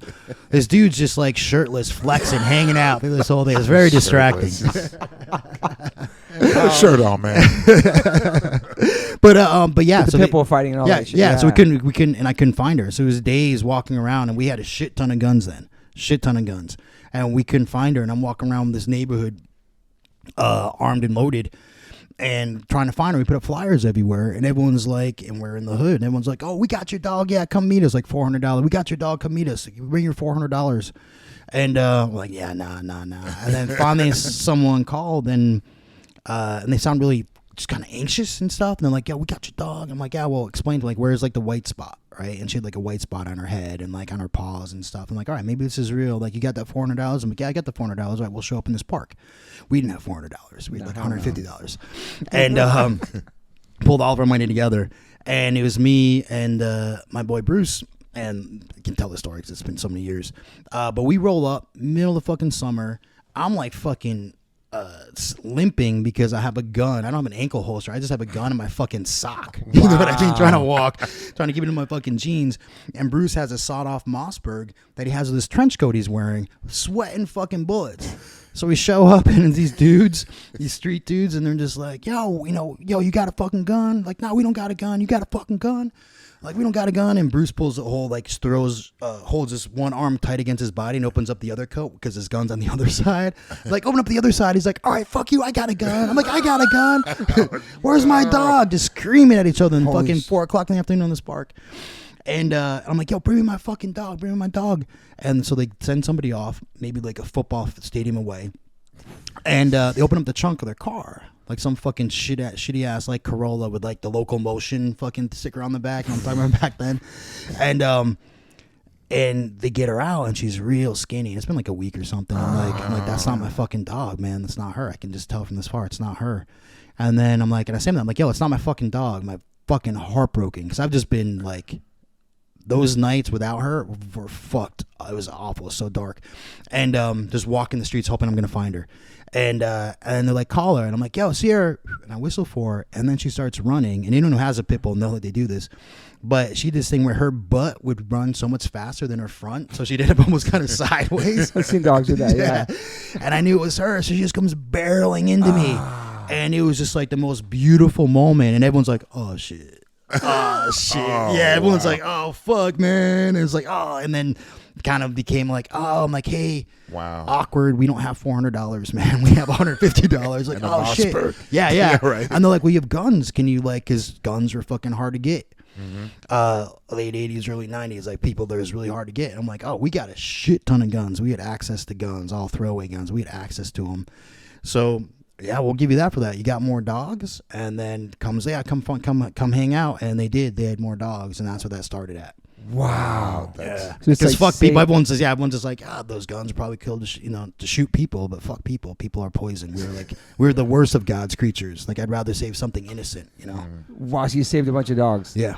Wow, and then like just like kind of health them back, and then like put them out there. Yeah, find people like your friends. Yeah, exactly. Like it wasn't like we were kids, so it wasn't like a real healthy like. It was just hey, this kid needs a dog, or this person needs a good. You know what I mean? It wasn't like right. And Jojo was a great dog. Jojo was the first one we got. Wow, and you were also doing like a foundation funds thing too. That happened later. Yeah, after a lot of our friends started dying. Yeah, trying to find something positive to do. Is just like that was it. There's a lot of people. You know, you lose people. It's like for anyone that would do this. You lose people. You love people. And you got to find something. You want to find something to do and put it on benefits. Yeah. And that's what's so great about what we do is you have access to that because we're all in bands. We all do stuff. People have record labels. So that's where that came from. So you're just playing shows. You're like just like fighting and saving the scene and trying to protect everybody and keep it like You guys are running shit pretty much. Yeah, we're definitely running shit. And it's putting hard. on shows, everything too. Yeah, part of it. And then like, you know, I'm trying to figure just shit out. Like I've always wanted to. It's hard because also I'm not like, sometimes they'll be like, oh, you should come talk to these people about your gang because now that you're like an ex-gang member. I'm like, no, this shit's different. Like these people are still my brothers. You know what I mean? And we were a bunch of boys who we either didn't have dads or we didn't have good dads. A lot of us had really great moms, which is really ironic. Like we had really, really strong moms that we loved. We were mama's boys. But then we were trying to figure out how to be men. And we thought being men, because all we'd seen is to destroy things and destroy people and to hurt people. And that's not everyone. Some people came from more, you know, homes and they're really lucky. Yeah. My friends. But that was definitely the rarity. At least for the people that I was closest with. So it's hard, but I still have so much love for that. I just need to leave that. I became addicted, like I was straight edge, but you become addicted to violence. Like the first time when you feel unseen and you feel unheard, and then you walk into a club once and you have these 3 initials on your hat, your shirt, whatever it is, on your jacket, and you're with your brothers who also do, and then everything just goes cold and everyone's there's a shift in the energy because everyone's scared. That's intoxicating.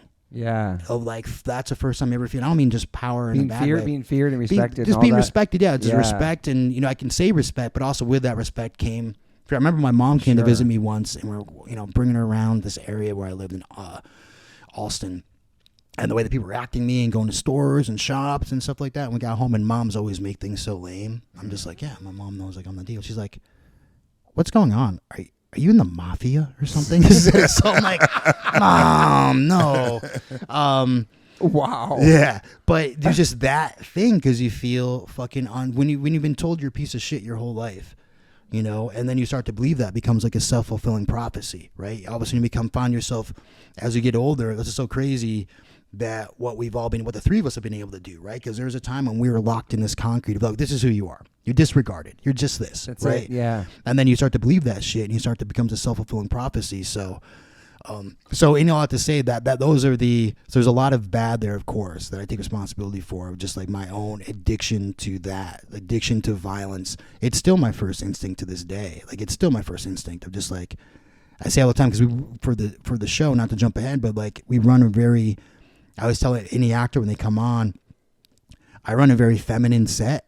Like my DP, Vanessa Joy Smith, who's fucking amazing, and she's like, the show is half hers. Like she's my creative life partner. Yeah. And even our camera crew, like we have more women in our crew and department heads, etc., than any other show. Right? It's just very, very It's awesome. tough, but maternal and loving because we do dark shit. Mm-hmm. So you gotta feel safe. And otherwise, I would say all the time when JD Pardo was going to direct, who plays Easy on our show, the lead of our show, and he was going to direct, and I was like, yo, bro, there's 2 things you can do. Like my instinct is to be like my dad.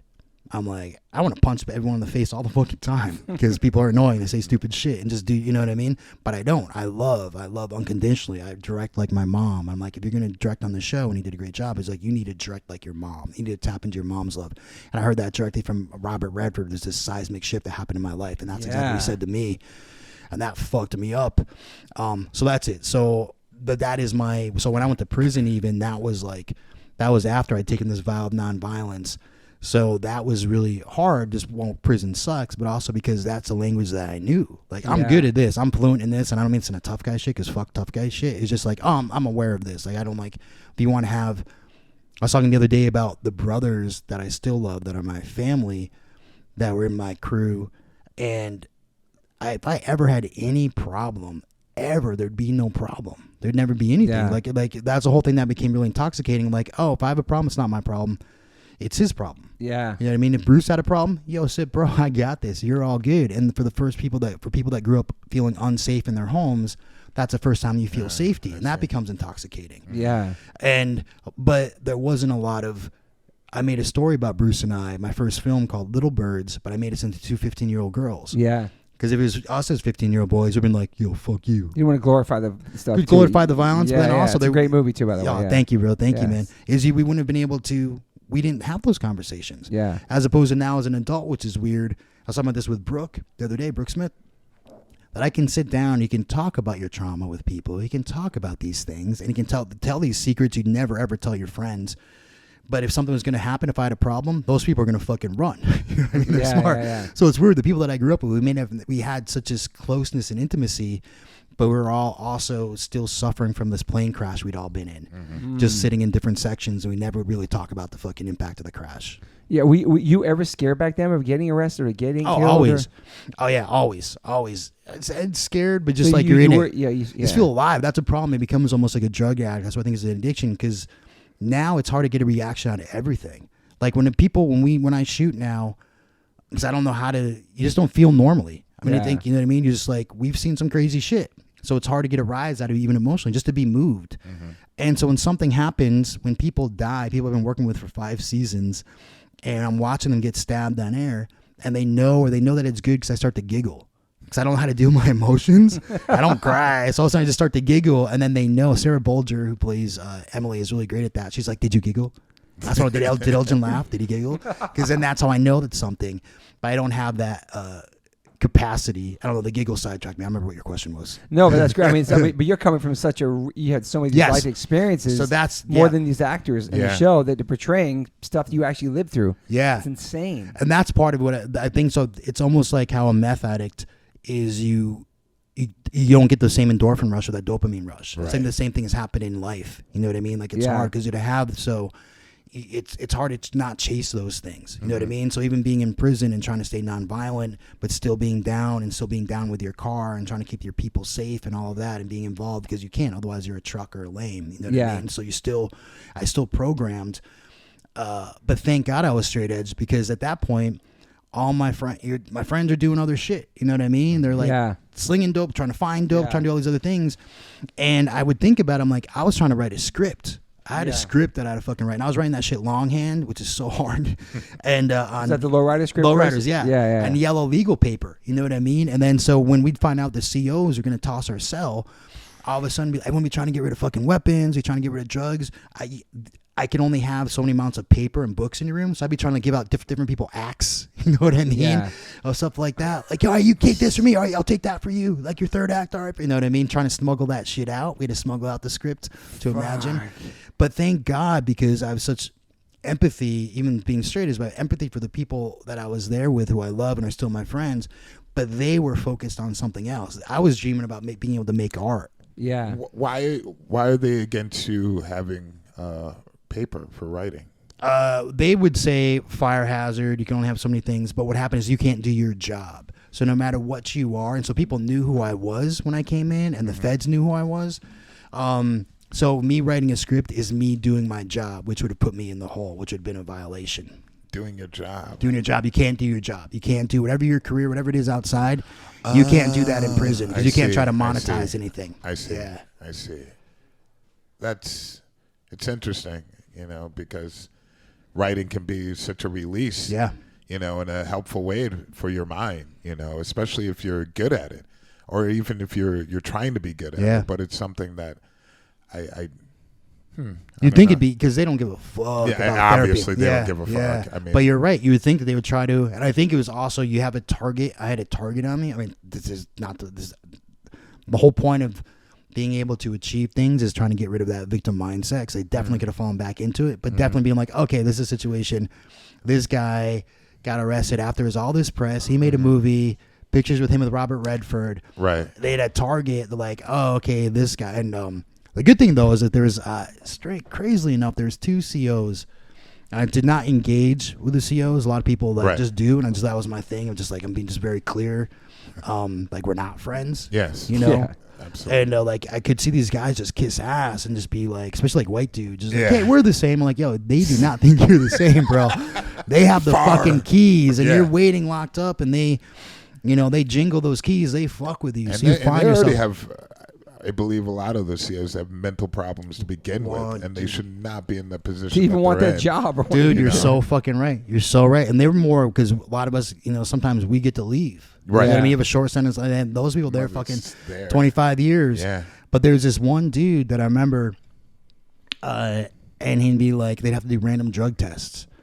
And he was just like, yo, all right, I'm going to go get the straight edge kid. Like, walking through the tears. Look at the straight edge kid. EJ, come here. I'm like, oh shit, this dude knows who I am. And then Wow. you can't tell with tattoos anymore because every motherfucker is covered with tattoos, right? Right. And this dude was sleeved with tattoos, a Mexican dude. And I was like, all right. And there's respect there. And then he would fuck with everyone. There's just like a punk rock sensibility. You know what I mean? Like mail call, everyone's hitting that desk. And he's just like, yo, everyone step back. You're so scary. You're criminal. You know, just talking shit. Mm-hmm.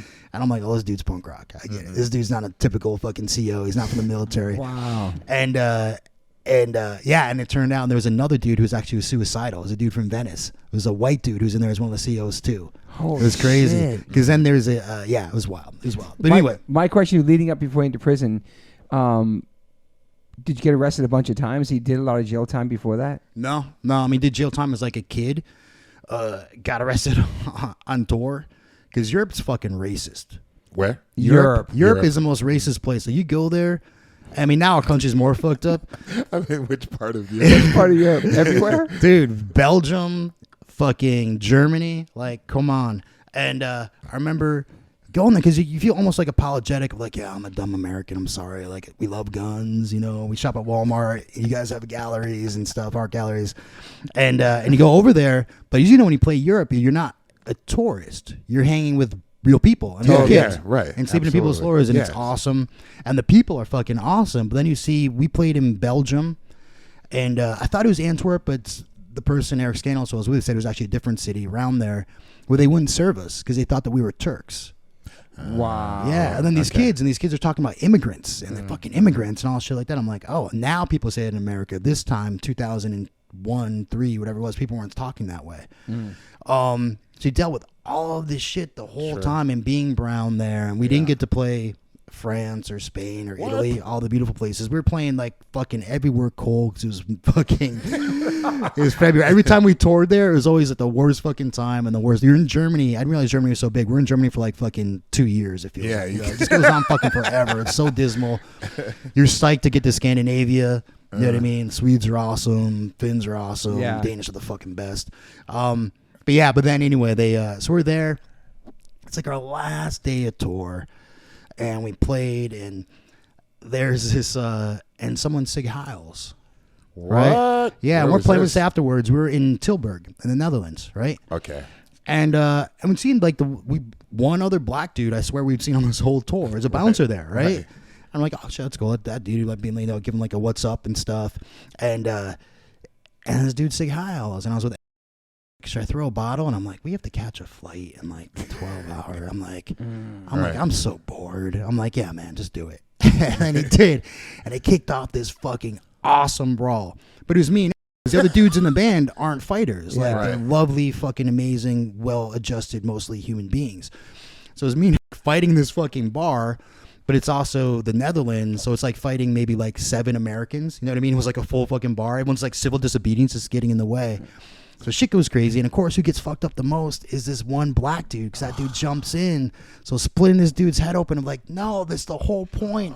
And all this to say, we split, right? Like, oh, we gotta go, we gotta catch a flight to Amsterdam. Me and run out is my friend in the bane of my existence, and has gotten me locked up several times. And this is one of the times. So I'm walking, I'm like, yo, and then police come from everywhere, because this shit doesn't happen in Tilburg. They're coming on fucking horseback, no lie. They're coming fucking everywhere. And I'm like, yo. I'm like, yo, just be cool, bro. Just be cool. And then his version of being cool is just a fucking cold sprint. Without giving me warning, not even telling this boy what's up. That motherfucker just sprints. And I'm like, I'm going to get nabbed because I'm like already like 30 feet behind you. You know what I mean? So I try to just keep walking cool, and they just pounce on me. And I'm They like, take you to the ground like just. No, they don't take me to the ground. They're like there, and they're like, ask me all these questions, and then I see the promoter come up, and I'm like, I don't know what you're talking about. Like, my band was playing the show, sir. I don't know what happened. And then I look over out of my corner of my eye, I see the promoter like pointing at me, like from behind me, and I was like, fuck. So I'm like, they cuff me up, and they're like, I'm like, hey man, I'm an American. And they're like, no, you are arrested. And they put me in the back of this police van, and they just fucking drive me. And I just started dating the woman I'm married to now. Wow. So I'm going further. It was like an hour away, and I'm going further and further we go. I'm like, oh, I'll never see her again. And then we go, and they bring me to this fucking, I don't know, it was almost like, it seemed like a prison itself. It was really weird because it's different. It's Europe. And they put me in a cell, and I'm sitting there, and I'm just like, oh, I just moved to Tilburg. Oh, shit. And that black bouncer was pretty fucked up. Like, a couple people were fucked up. That dude was pretty fucked up. I'm like, oh, shit, I just moved to fucking the Netherlands. And I didn't even know I was in the, I didn't know where I was. Are you scared at that moment? No, I'm just more resigned. I mean, of course, I'm scared. I mean, I'm always scared. Like, there's always this low level of cortisol and anxiety. In situations, you're pretty calm, though. Yeah, you're just aware of them, like, very much, because we've been through so much. It's just like, all right, this is like situational awareness. Like, I think some of us are really good when shit goes wrong. When everything's going good, I'm fucking terrible, because I'm always afraid the other shoe's gonna drop. You know what I mean? I walked out of my house once, walking my dogs, and the FBI fucking pounced on me. Like, it was a super chill day, and they pounced me with their guns drawn and like a CBS procedural. With their fucking flak jackets and all that stuff like that. So I'm like, oh yeah, here it is. I was probably more anxious. And then as soon as that happened, I'm like, oh yeah, here it is. Here's where it came. So sitting in this prison cell in Tilburg, but they had a radio. It was the weirdest thing. There was like a weird, like with like a deep purple rock block. It was like the weirdest fuck. It's way better to be in prison in Tilburg if you have the choice. Right. But anyway, what happened? They done a so I was there. I didn't know what the fuck was happening. Part I didn't know is that they had made a roadblock. The band I was in, Righteous Jams at the time, they all grabbed who's the bane of my existence, also my close friend, and they brought him in the van. They covered him with our merch, right? And now it's all like weird off size, like triple XL Righteous Jam shirt and stuff. Try to cover this dude to try to sneak out. They stop the van, find him, bring them to a very local, maybe a 5-minute drive away. Give these motherfuckers hot cocoa. Like they're told them the best treatment, and they get me out, and they're like, "Hey, we want to we're ready to have you leave the Netherlands. We know you're flying back to America because you fly out of Amsterdam. Right. We're ready for you to leave. You just need to sign this piece of paper. But your friend refuses to sign this paper." I'm like, what are you talking about? Your friend, I won't say his actual full name, says he will not sign this paper because he's like, yo, I'm from the streets. I'm going to sign something to the cops. I'm like, tell him if he doesn't sign this piece of paper, I'm going to fucking kill him. And they're like, okay. I'm like, and as soon as I see him, I'm gonna punch him in the face. And they're like, just please wait until you land in New Jersey. So they were sipping his hot cocoa, signed his thing, and then we went off. And then so I was also in jail in Tilburg for a fucking. But so no charges, nothing like that for that. I just can't go back to the Netherlands. Ever again. Which is nice because it's actually really pretty. Tilburg's a really pretty city. Yeah, the Netherlands are amazing. Yeah, amazing. So leading up to when you do go to prison, do you feel like that, looking back, not that it was a blessing, but it just stopped you and you could just focus and you were going so crazy and just life caught up with you in a sense? No, I think because I'd already started, man. I came here, trying to break that cycle. Yeah, you were turning your life around at that point, and then this came from the past. This came from the past. So so in some ways, like I was already there. I'd already had this moment literally a few weeks before I got arrested of being at the Sundance Labs on this. I was based on the mountain with Robert Redford. I know the Birds premiere. Yeah. And this is even before the premiere. I just went there because I didn't know how to make a movie. I didn't know anything. And they have this program that they do where they, Quentin Tarantino, Paul Thomas Anderson, like all of you have gone through before. And for whatever reason, the woman that runs it with Robert Redford, I met her. I didn't even know it existed, and she saw something in me. It's like a Mrs. Neri, Michelle Satter is the person I owe my life to. And it's almost like I'm like a little duckling because I'd lost my mom. So I imprinted myself on poor Michelle Satter, but she did. She just brought me to this room, asked me my story. I'd written 2 scripts no one had ever read before, including Little Birds. And she told me about this program, and then she called me 3 days later, and she's like, you're going to come to this program. And I go there, and it was the first time flying that going somewhere, I didn't bring a weapon. So I'm packing to go there, and I saw Beast of the Southern Wild. Like, we had a really great year. It was like everyone was like a fucking killer. Everyone had a college degree. Everyone had their MFA. Everyone had probably had short films that won a bunch of awards, if not a feature film. My friend had already had a feature film. And I was going, and I'm like, well, you travel, so what you do is you bring your padlock, and then I have my bandana over here, and then you put them together, and I was just like, oh, maybe I don't need this here. And it was scary. Like, it's super funny now to talk about, but I was literally really fucking scared to go somewhere without a weapon. And I arrive, and I'm around, and everyone is so smart, and they're talking about things I don't know what the fuck they're talking about. And being from Boston, my first thing is, like, I think everyone thinks they're better than me anyway. Oh, you think you're fucking better than me? Think you're fucking better than me with your fucking Sinead O'Connor shirt? Fuck. You know what I mean? Like, think you're better than my Crash shirt? You know what I mean? Like, you just can't help it. And I'm just lying. It's a sick shirt. Thanks. But everyone, I knew at that moment, talk about being scared. So I was way more scared going there than I was in prison. Wow. And I went back to my room after this first induction we had of like, I have to surrender. Like, I'm so scared, one of the most scariest things in my life, and I have to fucking surrender. So that was it. So Robert Redford, really quickly, there'd been a moment where they teach you about cinematography. I didn't know anything about cinematography, and I'm about to go make this movie. And they're explaining, well, you use this, someone asked a question about lighting, well, you do this with your grip. And I was just like, I told myself last night I was going to surrender. I'm just going to surrender. No one's, what they're going to do, laugh at me? No one's going to laugh at me.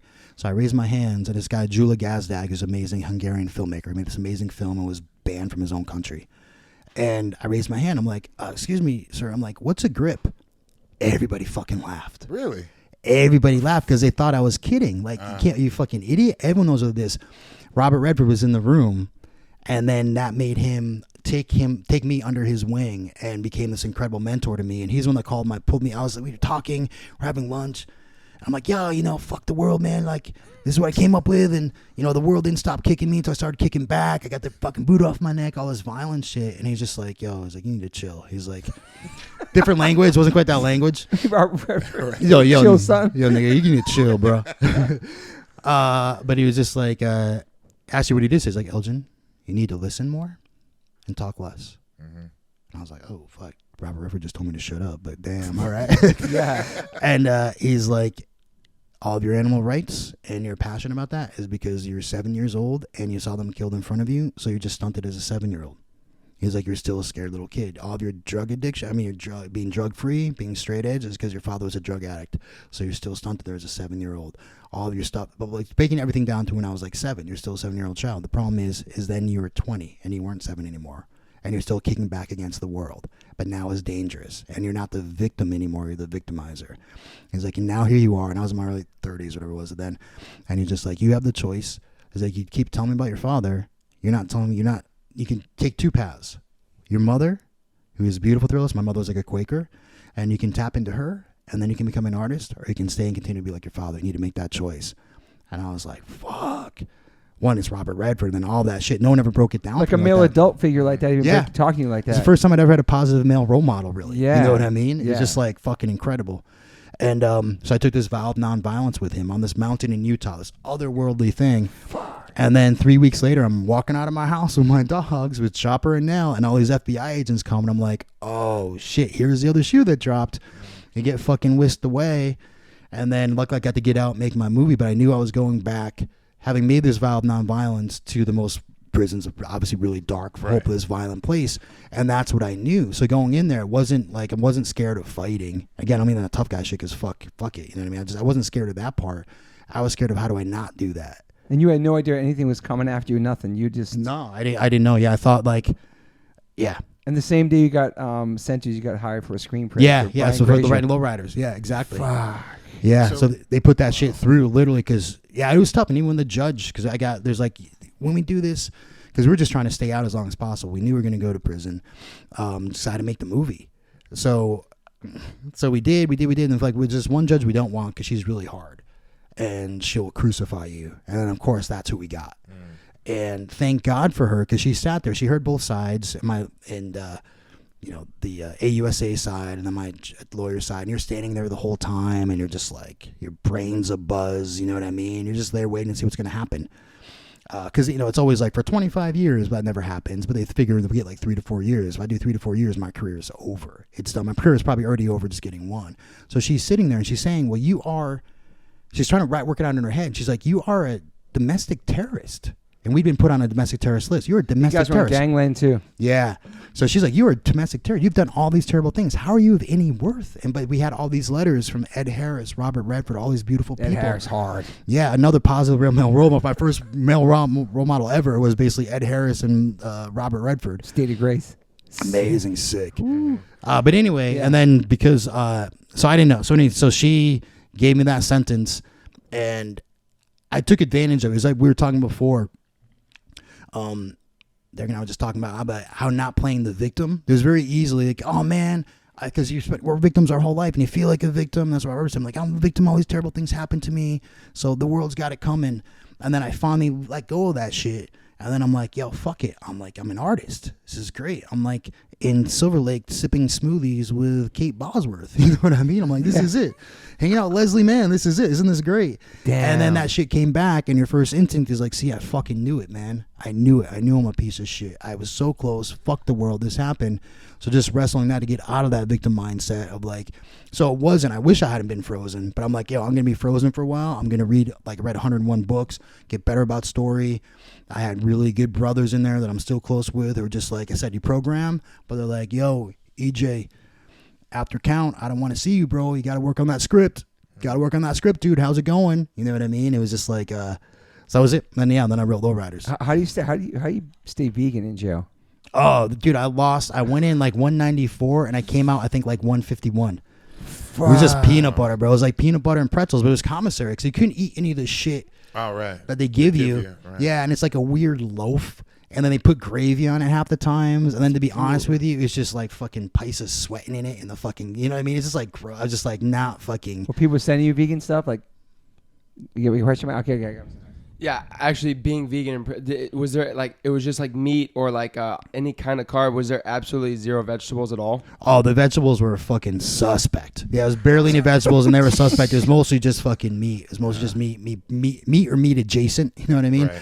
Or his vegetables with the meat. And it was just like worse. It was the worst food as you can fucking imagine. Yeah. And friends can't bring you food or nothing. Oh, you can't send nothing. They couldn't send anything. So I was literally just waiting for commissary, getting a jar of peanut butter and obviously working out in there like crazy. Yeah, but there's no weights anymore, right? Because they stopped that, which is, I guess, smart to them. Because people are... Well, people just getting jacked. Yeah. People don't look like they did. You see like the 1970s, like convicts and stuff like that with like the awesome mustaches and they're jacked. That doesn't exist anymore. Everyone's, it's like CrossFit in there. Yeah. Fuck. Go ahead. I just want to figure out the timeline of how all this like came into... Yeah, I went away in 2011. Like, so when you were, I guess, in Boston and then... when did like the whole spark of like knowing that you could write and you wanted to do a screenplay, you had these ideas in your mind, like what was there a moment or was that always building up before going to prison? That's a great question, man. Is that what happened is I always loved film and art and stuff and like into hardcore, but I'm also into like Nick Drake. I'm trying to keep my friends on and stuff like that. So there's always that other part of you and I always wanted to get the fuck out. Even when I was in the gang, I was like started in Americana band. Like you always like 1.5 feet in, half a foot out, you know, and then you tour and in this bands like Wrecking Crew. Yeah. And my friends who I love would get fired up from what we were doing and then they'd murder everyone at the fucking show. Right. And same thing with Big Block, even more to an extent. Yeah, there was always shit happening. And then World is My Fuse. World's My Fuse, exactly, bro. And I'm like, hey, we're in an indie band now and the same shit happens. We're in Righteous Jams. And it was great about Righteous Jams. It was great band too, man. Yeah, thank you. But that was like that was fun, man. And that was Joey C, the singer of that band, he's a special, magical human being. My wife was shipping those records out here on Broken Records, Chad's label. Oh, yeah. Fuck yeah. Chad's, yeah. But, you know, we'd come to play. We'd show up at a festival like, yo, man, how come everyone's being weird? How come no one's excited to see us? And I'm just like, oh, well, because your friends were mugging everyone in the parking lot. I'm like, oh my shit, fuck. But when we played, there was never any issue. It was always beautiful. But I always had that dream. And so what I would do, I was really embarrassed that I read. Like, I loved books. Okay. And so I would hide all my books underneath my mattress. Like we were squatting or something, right? Because I didn't want my friends to see. It was like as if it was porn you're hiding, but the porn could be anywhere. It could be fully out because there's a bunch of dudes. But I would hide like Steinbeck. I'd hide all these books that I had. And Sylvia Plath, who I fucking love.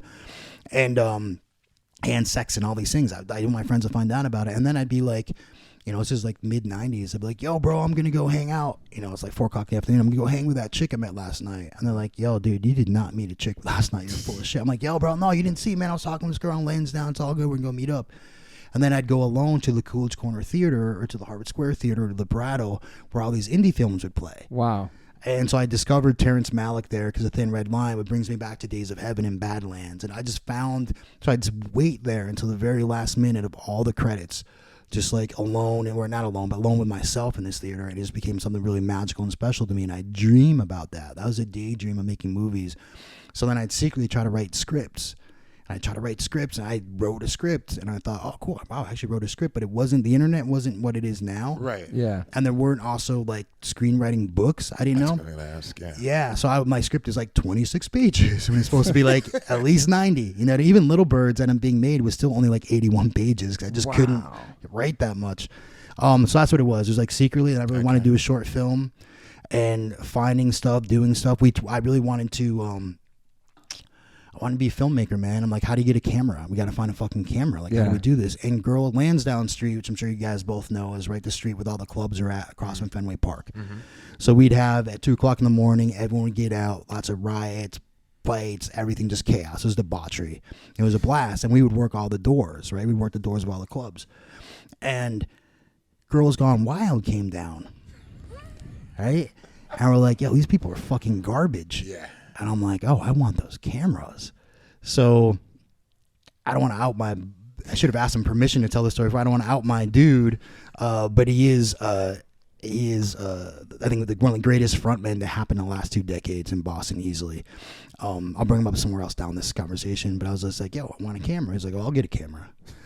So we went and we jumped these dudes, right? These with Girls Gone Wild cameras, right? Because it's disgusting what they're doing. You know what I mean? Like, fuck these motherfuckers, misogynistic pieces of shit. So then he's grabbing them, but we're not the first people to think about this. So they have these like coaxial cables padlocked around their fucking waist so people can't steal their cameras. So just end up smashing all their cameras. But I'm like, yeah, we got to get a camera. So there was just other things around and figuring out where I could get money and combine these two worlds, like where. So that's what it was. I was gonna do this. I'm gonna try to make a thing, and I made a short film there. Okay. And you made a short film. Made a short film. Yeah, that no one's seen. Right, no one's seen. And then who was acting in it? I was acting in it. Okay. 'Cause I wanted to act first. I wanted to act, Yeah. and then I remember going to an acting class. My friends they still have you no went idea to what an this. acting class. Went to an acting class. Wow. And in Boston, no one knows this. And I was sitting there, I'm like, it's all together, really super, super scary. And the teacher was really cool. He was just like, you guys should all figure out who you could actually play. Like, they figure out, the best thing about being an actor is to be realistic about your possibilities. And everyone's, some woman's like, I could be Julia Roberts. Like, no, you can't. You know what I mean? Or some dudes, I think it'd be all like, yeah, dude, you ain't Ryan Gosling. None of this shit's happening. And this is actually pre-Ryan Gosling. And I'm sitting there and I'm like, oh, fuck, I could be like prisoner number 4. You know what I mean? Like I could do. So that's a really to set the journal. Like I'm going to write my own script. Okay, and that's the first germination of that. Wow. And then I moved out here because I get away from all that stuff. And just in general, I get away in myself out of my own way. And then I made in a weekend. New Pete Wentz, right from Fall Out Boy, right? Because everyone from Chicago, and all my friends in Chicago do security and everything. So I'm like, yo, Pete, you're going to come be in my movie. Different Pete, who's in a Global Threat, like great fucking punk band from Boston. Our friend Brian used to work at Dog Houses. Everyone I knew, no one had done this stuff. Okay. Pete's an editor now. I'm like, hey, just come this weekend. Well, here's this camera, and then we just shot something in a weekend. Damn. Yeah, because everyone's like, you moved out here. I'm like, I want to make movies. They're like, oh, we should become a PA. You should do this and this. I'm like, yo, fuck that. It's punk rock. I'm just gonna do it. Yeah, why, bro? I love that. Exactly. Yeah, so I'm just gonna do it. Bring it over, and we did it. Mindy, Maddie Madball's wife, was like my first AD. You know what I mean? But none of us knew what that meant. She just bossed everybody around. She's really good at that, as anyone who knows her knows. Respect, man. Yeah, respect. We just made shit happen. So that's it. Just made shit happen, and then Also, the Boston Beatdown video, that was so weird, bro. Because everyone would film stuff in Boston because there was so many fights, and all the kind of youth crew kids would film stuff, videotape stuff, because all this stuff happening. So is that some evidence that they had of you two moving forward? No, because there was no one that wasn't really anyone in FSU. We did the interview stuff. Yeah, you sewing your arm up. Yeah. You got stabbed. You sewing his arm up. So my face, sort of my stomach, and then another dude, my friend Howie's stomach. Yeah, that shit was fuck, man. Yeah, especially when there was one in Sona Howie, and we hit an artery or something, and blood just goes. No gloves, no nothing. Disgusting. So, but those videos weren't evidence for anything moving. Oh, they tried. They did everything, every little fanzine interview I'd ever done. They had everything in my discovery. Yeah, and then a lot of people I thought were friends. There's a lot of stuff in the discovery that happens when everyone's arrested that changes your point of view of the world. But then you pretty much say in Rolling Stone magazine that you're not part of that no more. That's when you kind of quit, kind of. Yeah, and it wasn't even quit. It was just because I never got respectfully retired. It was just yo, I need to go on to a new adventure. You know what I mean? I need to, even was Miss Stray, but it was really just if what I did yesterday is the most important, most interesting thing about you, it's always been then fuck that. You know what I mean? Yeah. Like I never felt satisfied. I don't feel satisfied with. We just did 5 seasons of Mayans and nearly killed ourselves doing it. It's like, yo, fuck that. What's next? Yeah. You know, and I think that's the way. Well, I think sometimes with our friends, it becomes you start to look back, and I never want to look back because then you never start to look forward again. A lot of people live in the past. A lot of people live in the past. Yeah. And fuck that. I don't want to do that. So to me, it wasn't just like, oh yeah, I've turned my. That's why I think, you know. Luckily, you and I have the same brain that runs all over the fucking place, so it's okay. Yeah. But I didn't answer your question from like in a long time ago. But I think that was, but that was part of it of why I'm not like, oh, let me sit down and talk to kids about being in gangs because this is different. We intentionally went here to do this thing. We weren't protecting the neighborhood. We weren't doing these things. We weren't selling drugs. We felt unsafe in one place. We felt safe together, and people can say things got fucked up or they didn't. They're things, and I take responsibility for everything that happened. But it wasn't like, yeah, shutting that door. It's more like, yo, I need a new fucking adventure. Yeah. I need a new adventure. And the people that loved me, and a lot of people moved out with me when I came out to LA, understood that. Yeah. You know, and Chapter. supported that. Yeah. Yeah. And yeah, exactly. That's it. Fuck. So what were you gonna say?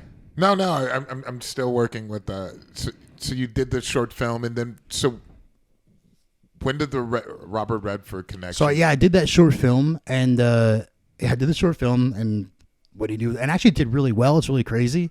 It was on digital. We were one of the first digital releases. We did it with Think Film. We did Half Nelson, all these amazing movies. Okay. Love how Bought it. Yeah, and it was crazy. And so this is what happened. So they were at the, everyone wanted to do a story about my life, like a life story kind of a thing, like a biopic. And I didn't know how to. And I was like, yeah, all right, cool, because I want to make movies. My friend Jeff, I'm still friends with my friend Nick. Jeff had played with the Bosstones, and when I'd come out here, he was just like, hey, well, maybe we do this project about you. And I'm like, oh, shit, all right.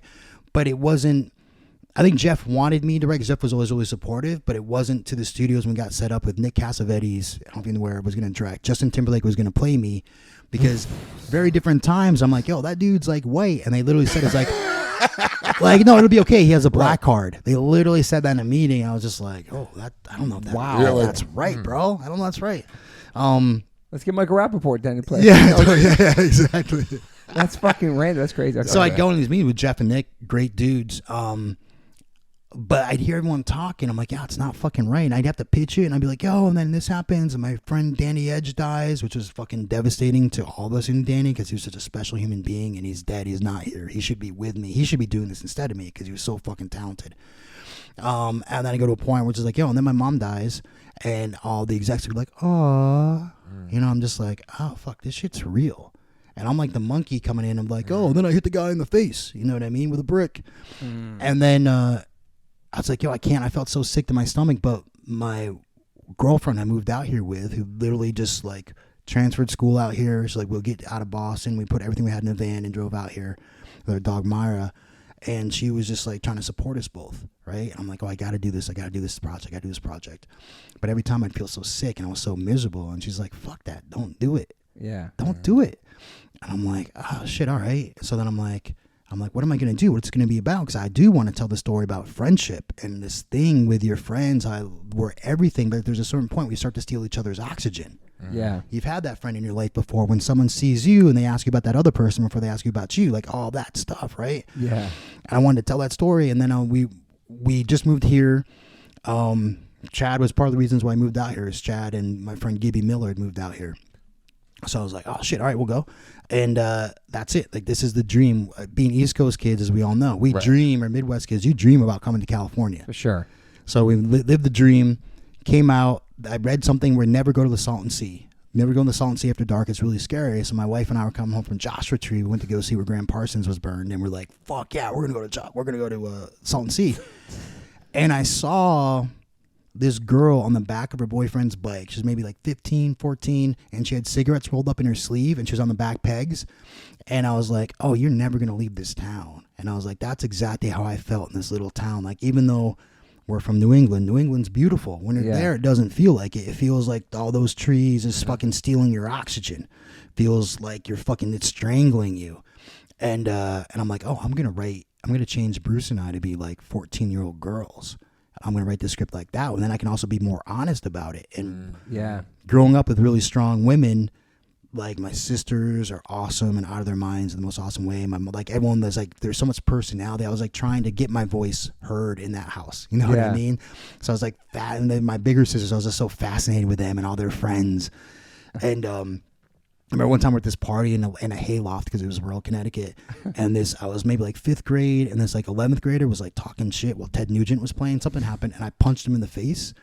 And gave him a bloody nose, because I was 5th grade, and I'm like, oh, I'm dead now. But all of like my sister's teenage friends came in between me, and they were like hugging me and like, oh my God, are you okay? Oh, that's so. And I'm like, I'm gonna punch people in the face for the rest of my life. This is awesome. So I was fascinated by this and by women. It's so complicated, as you know, being married. It's like when I say something, I just mean like, hey, can you hand me that water? My wife says something, it's a whole thing about like 5 years ago, you didn't hand me water once. You know, it's just, everything's like so layered and complicated and so fun to write. And dudes are just dumb. Dudes aren't fun to write about. Yeah. So that was it. So I basically like, I'm going to go write the script. I was repped at William Morse at the time. I told them, hey, I'm going to write it myself. And so I was no longer repped at William Morse. They fucking dropped me. Oh, wow. And then I went off and just wrote it. And I didn't know any better, so I wrote it in 3 weeks. And I'm like, I gotta be longer than 26 pages like my other one. Right. Wrote that shit, and then Half Nelson, this is a guy, Jamie Patricoff, and he had done Half Nelson, and he did Blue Valentine, Place Beyond the Pines, Captain Fantastic. He's the bomb. He and Katie McNeil he works with, but he wanted to meet about that Rolling Stone article. And I didn't go. I sent 2 friends of mine to meet him because I'm like, yo, I'm not meeting about that anymore. I'm not going to do that movie, but bring this script. So they brought this script. So he's like, wait, this dude, this gang member wrote a script about 14-year-old girls. It's like, yeah, fucking. And who are you? Which one of you is Elgin? Like, the fuck? Right. Like, not interested.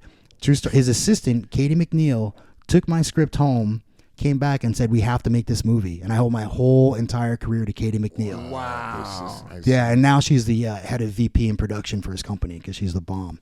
So that's what it became like. So then she put me in a room. We're in 2009 now. And then he's like, you should meet this woman, Michelle Satter, who runs the Sundance Institute with Robert Redford. Okay. I walked into that room, all lovely, amazing women. It's like slipping into a warm bath after all this like weird, fake, gross macho Hollywood. There's so much fake macho bullshit, tough guy bullshit in this town. It's disgusting. I hate this town. I hate that aspect of this town, this industry. Yeah. And I told her everything. I came here, this. And she's just like talking about because we're going to be on a major studio and telling the people I was involved with. And she's like, Elgin, you've been hanging out with the wrong crowd. Right. Come be an artist. And that's what it. So that's that timeline. And that was after prison? No, that was before prison. Okay, Yeah. okay. So now, That was before prison. So I'm just trying to get in my head because I know you guys know each other. No, I know, So I know. just for people can understand. All that amazing stuff's happening, and then he gets the charge. Yeah. That's what it wasn't clear. Like in the story. So Yeah, so we went, and they were the people who sent me books the whole time, and like Sundance people had my back the whole time I was there. When I got arrested, I got out the next day on bond. My Jamie Patricoff, who's now my manager, producer we're talking about, was there in the courtroom with my wife. Wow. And this is a time when a lot of dudes with like face tattoos, like brothers, were like running for the hills. And then people like Robert Redford and Ed Harris stood the fuck up for me. Mm-hmm. You know what I mean? And they showed up in a big way. So they were the first call I made was Sundance when I was driving home after my court thingy. So how's it work? You get arrested by the feds, you go to court, you get on a bond. Then how long till you go to jail after that? Waiting. We were just pushing because we knew. I mean, I was part of the whole thing was like taking responsibility.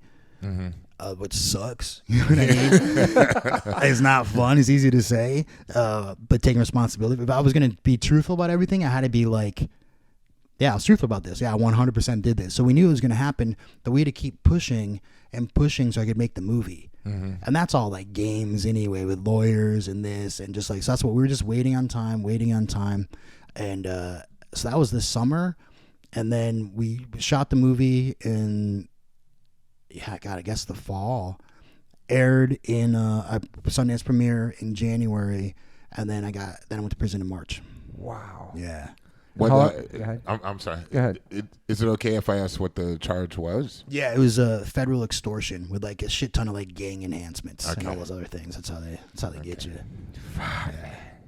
It's fucking crazy. Crazy. How long you in there for? Just a year and a day, and that's why I should thank this judge. Right. Because they knew you never get the full thing. But everyone makes a deal with the feds, meaning you always plead guilty because the feds win. They don't come for you. I put it in a line in our show.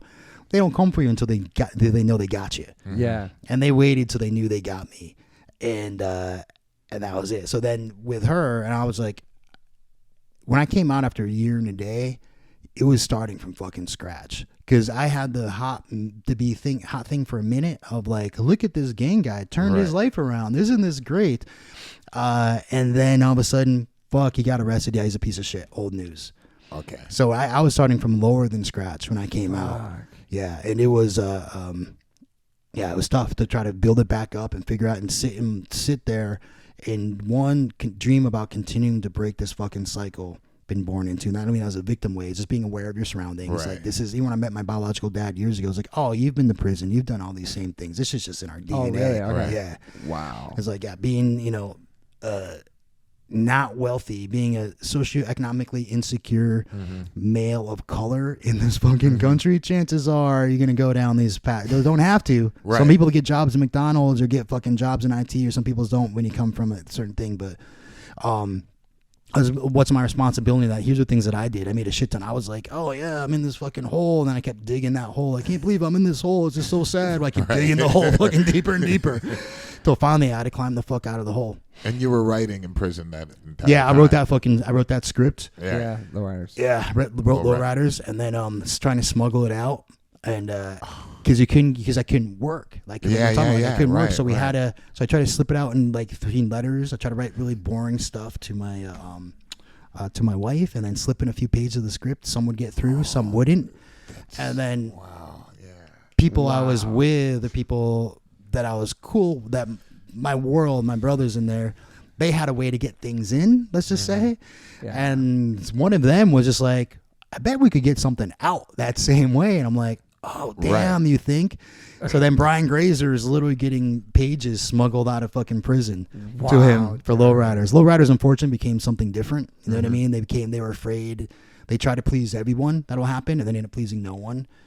And, but because I was in it. I was with kids who their whole world was this culture. Everyone, I was like the best research I could have. Just hanging with my friends. Right. Yeah. So all that shit was locked down because I had the people that were gonna go through, fine tooth and comb.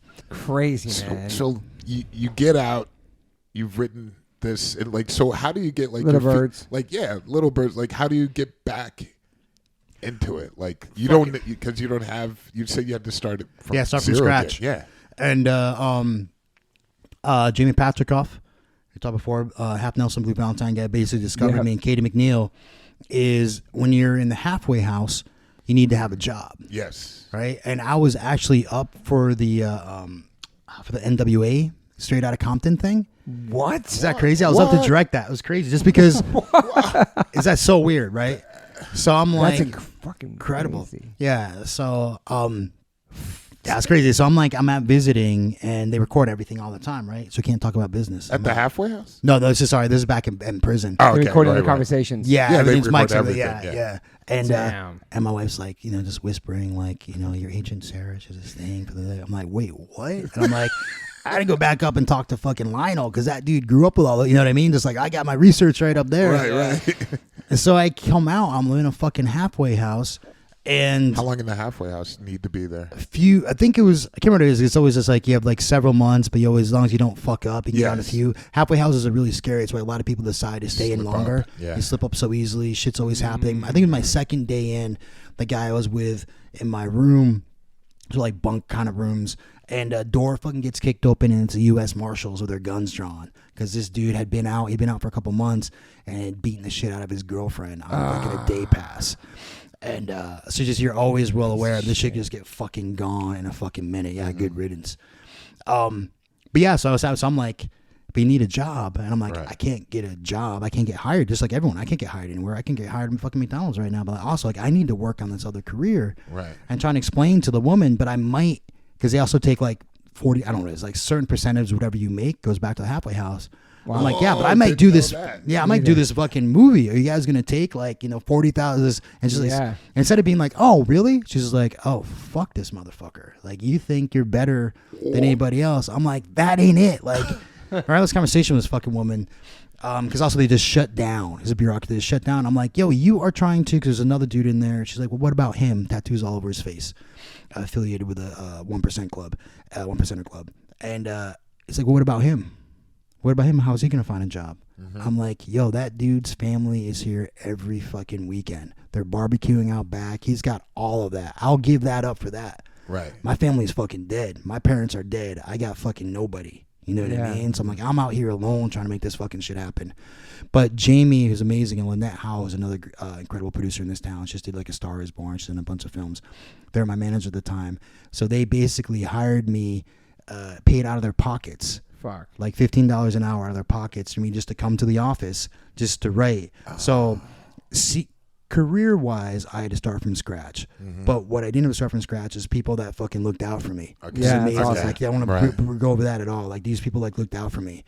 Believed Sundance in still you. looked out for me. Yeah. They didn't give up. They was just trying to figure out how to sell that to everybody else. And it came down to, so my pitch for the NWA film was like straight Terrence Malick, like straight beautiful. I'm like, when you grow up poor, you don't know you're poor. Everything's beautiful when you're a kid. Everything's beautiful. I'm like, I picture like the wind blowing sneakers on a fucking telephone wire. You know what I mean? Like, let's show that. Let's not show the same thing we've seen. And I think it was so crazy that I made it all the way through these other people to me and F. Gary Gray. And I was still in the halfway house. I got out to do the thing to go pitch this to New Line, I think it was. Fucking crazy. And it's me, and F. Gary Gray comes out. He'd been there with the head of New Line, everyone, with this weird, crazy digital projector or some shit, because that dude just housed it. And I looked at him, and I had like I Xerox copied at the halfways, this sort of like thing. And I was like, oh, I'm not going to get this. And I went into the room, and they're all really sweet, but I could tell like, oh, I did not get this. So again, I had nothing, couldn't get hired, couldn't do nothing. And then Lisa Ling, of all people, the journalist, had a TV project. And then, so when I was in a halfway house, that woman showed up, and she's like, hey, let's do this show together. So it was my first foray into TV. That got bought by Showtime, but ended up getting made. Wow, man. So that's when everyone's like, fuck, I'm fuck the macho bullshit side of Hollywood. Right. And all the vanity. But there's also like real fucking people here that, you know, everyone kind of came here with this dream of making stuff. So there is a lot of like beautiful people here too. Yeah. And then the Mayans. In the mines, yeah. Fuck, how's that happen? I know. I was Yeah. like, we didn't even tap I into that. know, I'm just bro. like, How do we? I'm like, how did that even? Yeah. Yeah, how's the Mayans thing? Yeah, so is there a pause button? Yeah, sure. Can I use the restroom real quick? Yeah, we always do that. And This we is might have to take a We're back. We're back in the Mayans. We took a pee Yeah. break. Just so we're everybody- just starting up with the mic. Well, just so the listeners know, me and Elgin have been talking about doing this for a really long time. Yeah, So I right, knew it was okay. going to be deep and long, and that's what I No, you were going off and, about it. and that's Like, what I you were wanted. super Like, excited. just as like this is awesome. So Yeah, Mayans. just friendship alone, we got a couple decades between us. Never mind the fucking, feels like a decade we've been talking about. I know. but it's nice because I only know maybe the urban legends or the things Right. about you throughout your life and the different bands you're in, and then I see you go to jail and you come out and you on the TV show that I fucking love, and you're a part of it. It's amazing, man. Yeah. So we're in the Mayans now. How's that happen? Yeah. So we trying to do some stuff, and again, it's like my wife. I always told her, I'm like, yo, this is like I'm going to law school, like, cause she was working her ass off to support us. Shout out to Elizabeth, man. She, Yeah. ride or die Yeah. from the jump with you, coming out with you That's for right. all your dreams. You know, before you guys even became parents, like it's amazing, man. Yeah, it's awesome, man. Yeah. Feels like just yesterday. We remember coming out to visit Chad and hanging out. I think it was at the Melrose place and hanging out with you and Chad. Yeah. We went to Maggiano's. Is that the place you got to That was the spot, the Italian spot, the Grove. Yeah. I was still in Boston. I was like, yo, these motherfuckers just hang out in the sunshine and buy sneakers all day. Like, how is this real life? That's so Yeah, fucking but true. yeah, Liz was with me. Yeah, we came out. Wow. Yeah, I came out to see y'all. So I was like, baby, just like, yeah, she trusted everything. Like, she didn't know. Like, she had no idea what was gonna happen. Like, but she believed way before anybody else believed. And I'm So like, cool. yo, it's like, just trust me on this. And she worked really hard in the music industry as an assistant, and then finally moved up. But being a woman, being talked down to a bunch of old dudes, like, oh, you don't know who John Fahey. You couldn't know this. You don't know who he bought. You know what I mean? All this stuff. She was stomaching that to support us. And then I get arrested. It's just like, oh shit. Yeah. And then make moving. I'm in prison, and then she's still fucking holding Right. it down, waiting. So we get out. I'm trying to make shit happen. And and get some stuff, have a great Hulu show, doesn't go anywhere. Showtime doesn't go anywhere. My show with Lisa and Diego Luna doesn't go anywhere. What was that show called?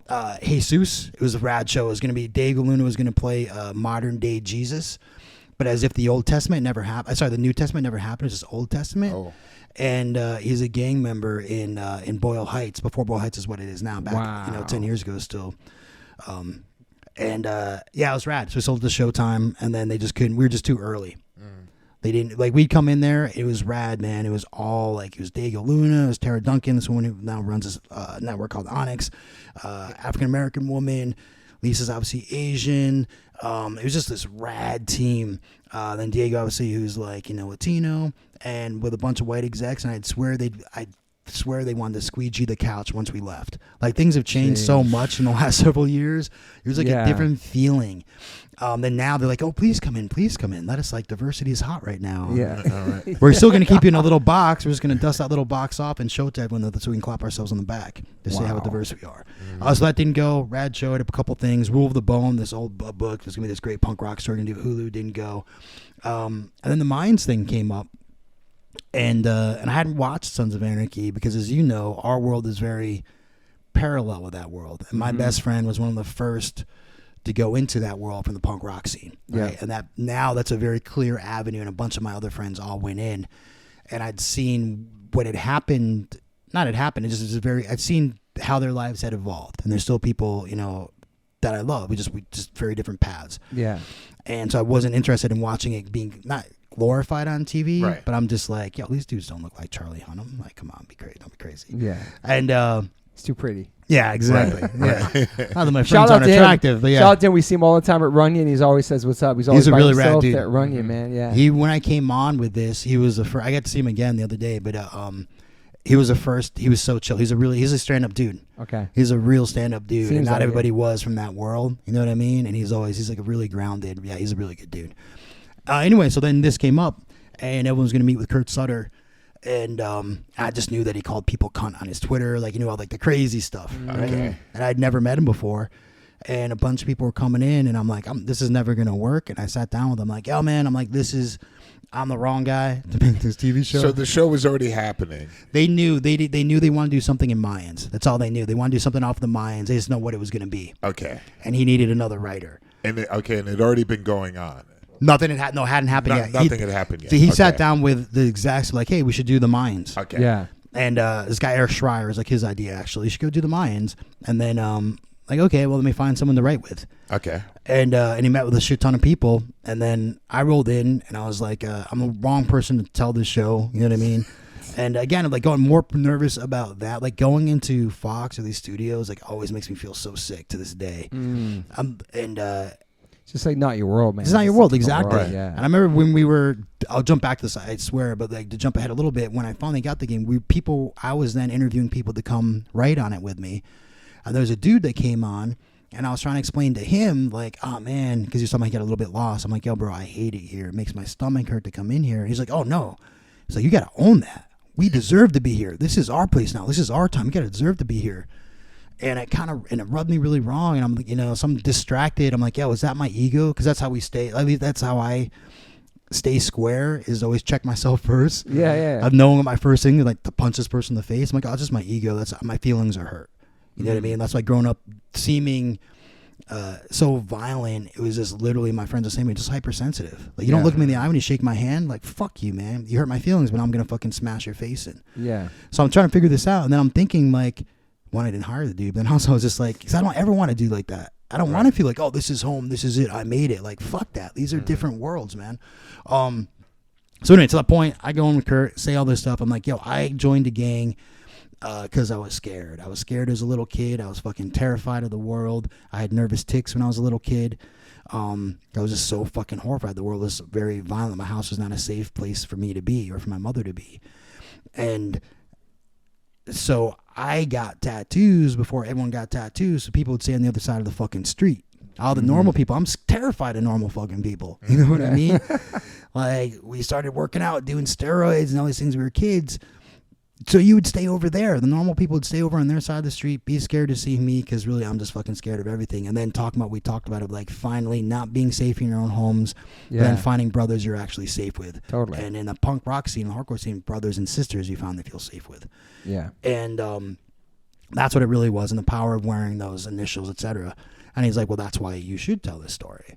And I was like, yeah, man, like I don't know. I always said that I wouldn't tell a story to glorify it. And then we went away. We had to come back. He did a second round, and in the second meeting, he was just like, yeah, I think it's just you. I'm not going to see anybody else. It's just as you. And I was like, oh, fuck. Okay, damn. I guess like this is going to happen now. And I went and I pitched this to the network in my version of it.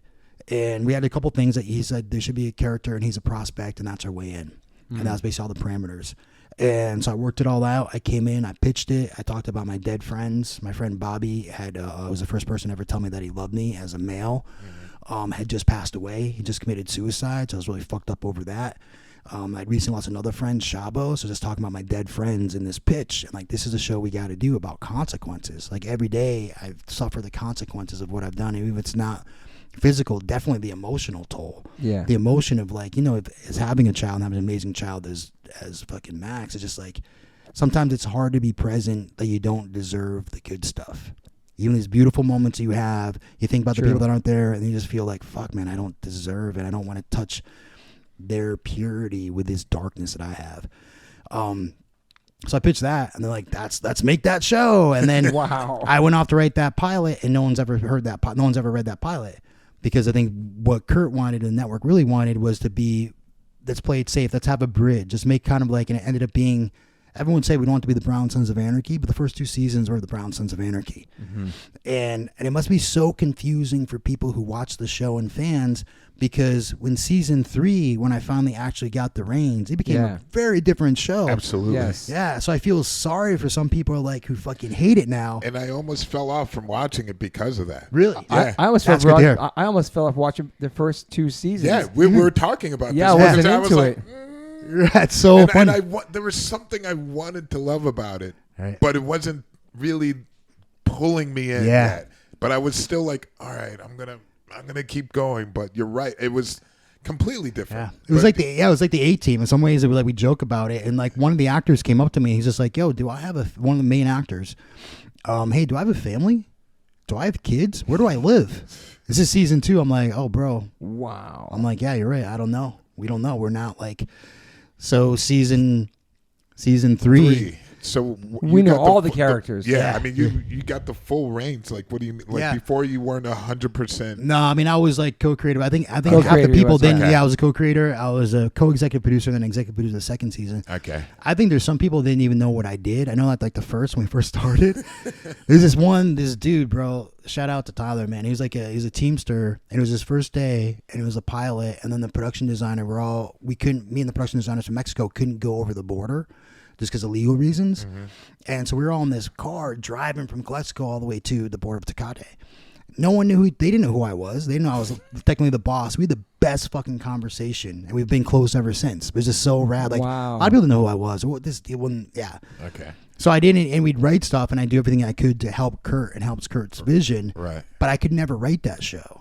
It's not even like good or bad. I could never write what happened in Kurt those first 2 was seasons. the writer? Kurt was the writer. Yeah. Okay. So we Sons of Anarchy too. yeah, you have the writer's room, but basically what happens is usually the showrunner ends up like writing everything. Like I the see. people write it, and then he takes it and he writes it, the way that he saw it envisioned. Okay. So there was a real disconnect, and I never finished season 2.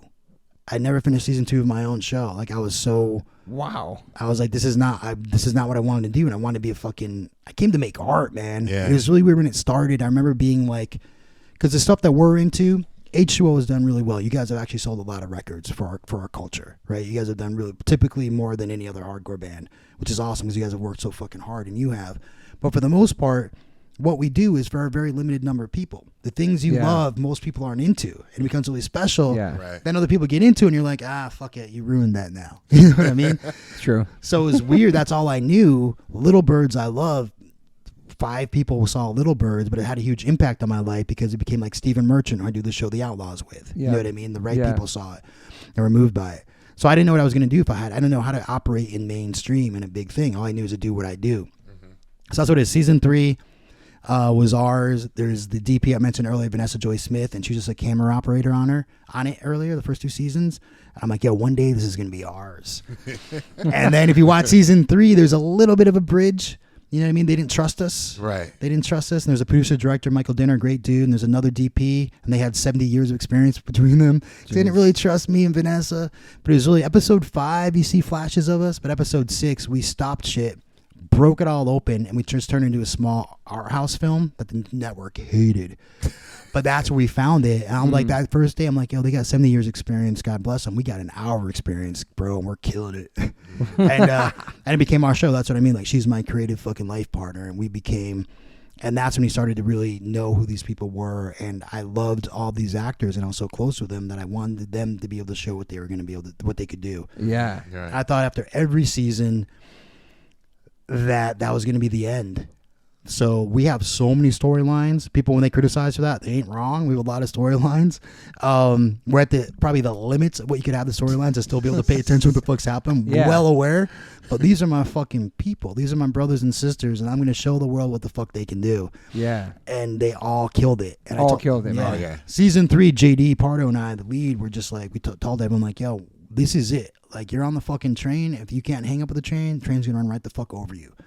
And because we knew something was happening at the end of season 3, we could kill everybody off. But everybody killed it. Everyone showed up. I'm like, oh man, damn, we got to invent new characters to kill now. We got to keep all these people.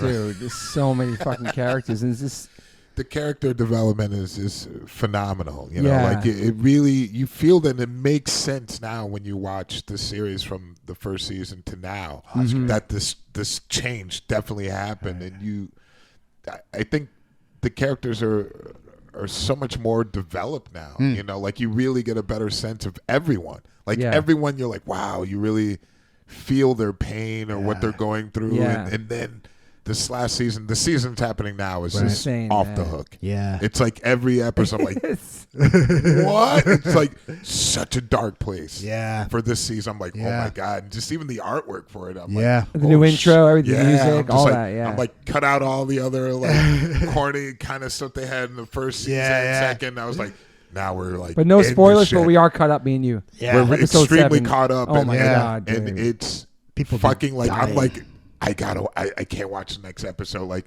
I don't know where this is going. Right. Which is a great feeling, you know, when you're watching a story, you're like, oh my God, this can go in so many different fucking directions. But it's just so off the chain. Like, it just feels like it's like, like really like just going in a crazy direction. Like, yo, it's like, how is this shit going to stay together? Like, you want, these guys are damaged in so many ways where you're like rooting. It must be sad and hard with relationships with these actors and actresses. Yeah. Like when they have to like gone off the show. You know Yeah. what I mean? It must be a hard, like It on the is. set Gotta that be. day. Right. It is, and in general, knowing up to it, and I told them all before. Usually every season, I get together and I tell them what's going to happen in this season. Oh, you do? Yeah. Okay. Oh wow. So I figure it's like a movie because usually actors don't know. So Yeah. Like, they're yo, you're lost. gone this Yeah. episode or Yeah, whatever? you're probably gonna die. So Done, son.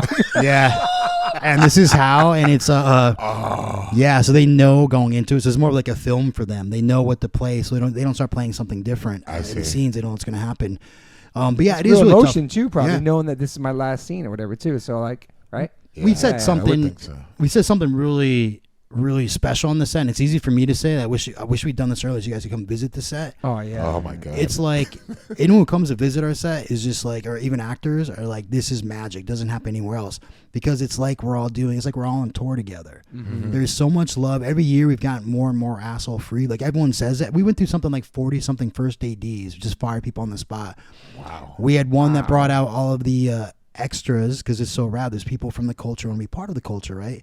And this one AD lined up all these background women to let the actors choose which one they'd go with. And I was like, what the fuck is this? I'm like, everyone's going to bitch about because you're brown, the world's against you. Imagine being a woman of color. Right. You know what I mean? So that dude got fired on the fucking spot. There's another dude who talked down to one of our stand-ins. He didn't realize that the stand-ins are fucking family. The stand-ins are like, we've been together with him forever. So we're the one set where then she can tell JD and JD tell, I go to her, I'm like, what happened? And then that dude's fired by the end of the night. Like, we just keep it so asshole free. So rad. I love that, man. Yeah, so it's cause then we need to let the actors do their best work because it is really dark. It's super dark. And you were saying that some of the people aren't actors. Yeah. And this is I love this. You see some real cats in there. I can see tell, real man. characters, and even though they aren't, I love that because they had this also in series that I really liked was also The Wire. Like, I love The Wire, dude. And it just, I mean, it's just like I don't know. It's just like I love how real. Yeah. Authentic it is. Authentic. Yeah, There's a rawness. word up. Yeah. There's a Honest. rawness. Yeah. Besides, I see my friends in there, different people. Yeah. Even our friend Katie. My friend Katie was like a squatter girl. She killed it. Oh, yeah. Killed it. I I know. was like, yo, that Mexican, everybody's in there, man. Yeah, Loki, exactly. like, yeah, because we're gonna do, especially with that, it was like it's kind of like a CM Punk. Yeah, kills it. Kills it, dude. I'll wait to see this season and this next episode that's coming up, episode 8. He kills it. Feels such a great dude. I know he should be. I know it's like, but yeah, and Katie. But it's another thing of like, if we're gonna show our culture, because we find different ways of have it embed it in our culture. Yes, man. And then finding ways of like, let's bring the real deal. Let's have fucking Katie Ellis on. You know what I mean? Like, let's have like, it's just cool. And even Mike like DC. Yeah, Mike DC. It's like, it's so rad. The sweetest dude in the world. All of a sudden, like, dressed up as like a biker. But yeah, it's rad. We created like a really special, and it took a lot of work, but really special. Right. So it is, but it is time. It's talk about being, again, to go back to being straight edge. It's like, to me, straight edge has always been about having freedom. Right, so when I was in prison, to go back to that, everyone else was fucked up on their addiction, fucked up on this, fucked up on even their crime addiction. How am I going to get over? I was free. I was only worried about making art. And so to hear, it's the same way of like every season, are we going to get picked up? We're going to get picked up, and do we do well in our ratings? Where are we? And all this stuff like that. And so I realized we went into season 4. I'm like, I know with my partner at the time, as my co-EP, Debbie, we figured out the very ending, the last scene. And I'm like, all right, so we just do one more season and then that's it. So I went to tell the studio and I'm like, yeah, we're just doing one more season. Like, well, can you do 2 more? Can we go up to 6? And I'm like, nah, man. And we tried to think about it for a while and I'm just like, nah, man, I can't. I'll just become a shittier show. It'll become a weaker show. I respect that, man. Yeah. So, and that's what I thought. I'm like, you know what? Everyone's going to be bummed to get out of the job, but the studio's going to really respect me as an artist. Fucking no. They're like, what do you mean, you idiot? Then all the actors are like, what do you mean no? Like, where's my paychecks going to go? But as fans, I respect, because you don't want to drag it out either. No. You know what I And mean? we Like, would have. We would have. yeah. Even if it's like we would have. There's a tempo to it. We know we've always been going to this one thing. Yeah, so we just knew it's out. And there's a freedom in that. If I never work again, like, fuck it. I did shit on my own terms. We did shit on our own terms. And I don't want to be looking back again to this or like, oh, that's the most interesting thing I did, which was yesterday. Yeah. I want to go do some other fucking shit, make some more cool stuff. Shout out to Gino, too. It was a Yeah, hardcore Gino kid. killed it, dude. Straight Yeah, edge we wrote kid. that for Gino. Like That's- Gino, I was trying to get Gino in to be in part of the MC. He read for everyone, read for Angel, read for everything, all the Creeper, read for everyone. And then his character Nestor was supposed to be like an Asian man in his 60s. And then so rewrote that shit for Gino. I'm like, hey, what about, remember Gino? And then did some Jedi mind trick, and then and that became Gino. But I love working, Frankie. Frankie obviously. Loyal, man. Fucking Frankie's love him. the Best homie. dude. He's the Legit homie. dude. And see what he's done. best. He got his shot and he's Man, killed it. he's He's so tremendous. good. And he doesn't realize, I told him this later because he busted his ass. I think he talked about it in your podcast. I tried to get on the show. But I was coming in, a bunch of people come in. I saw his black flag tattoos. I'm like, oh, that dude's tired.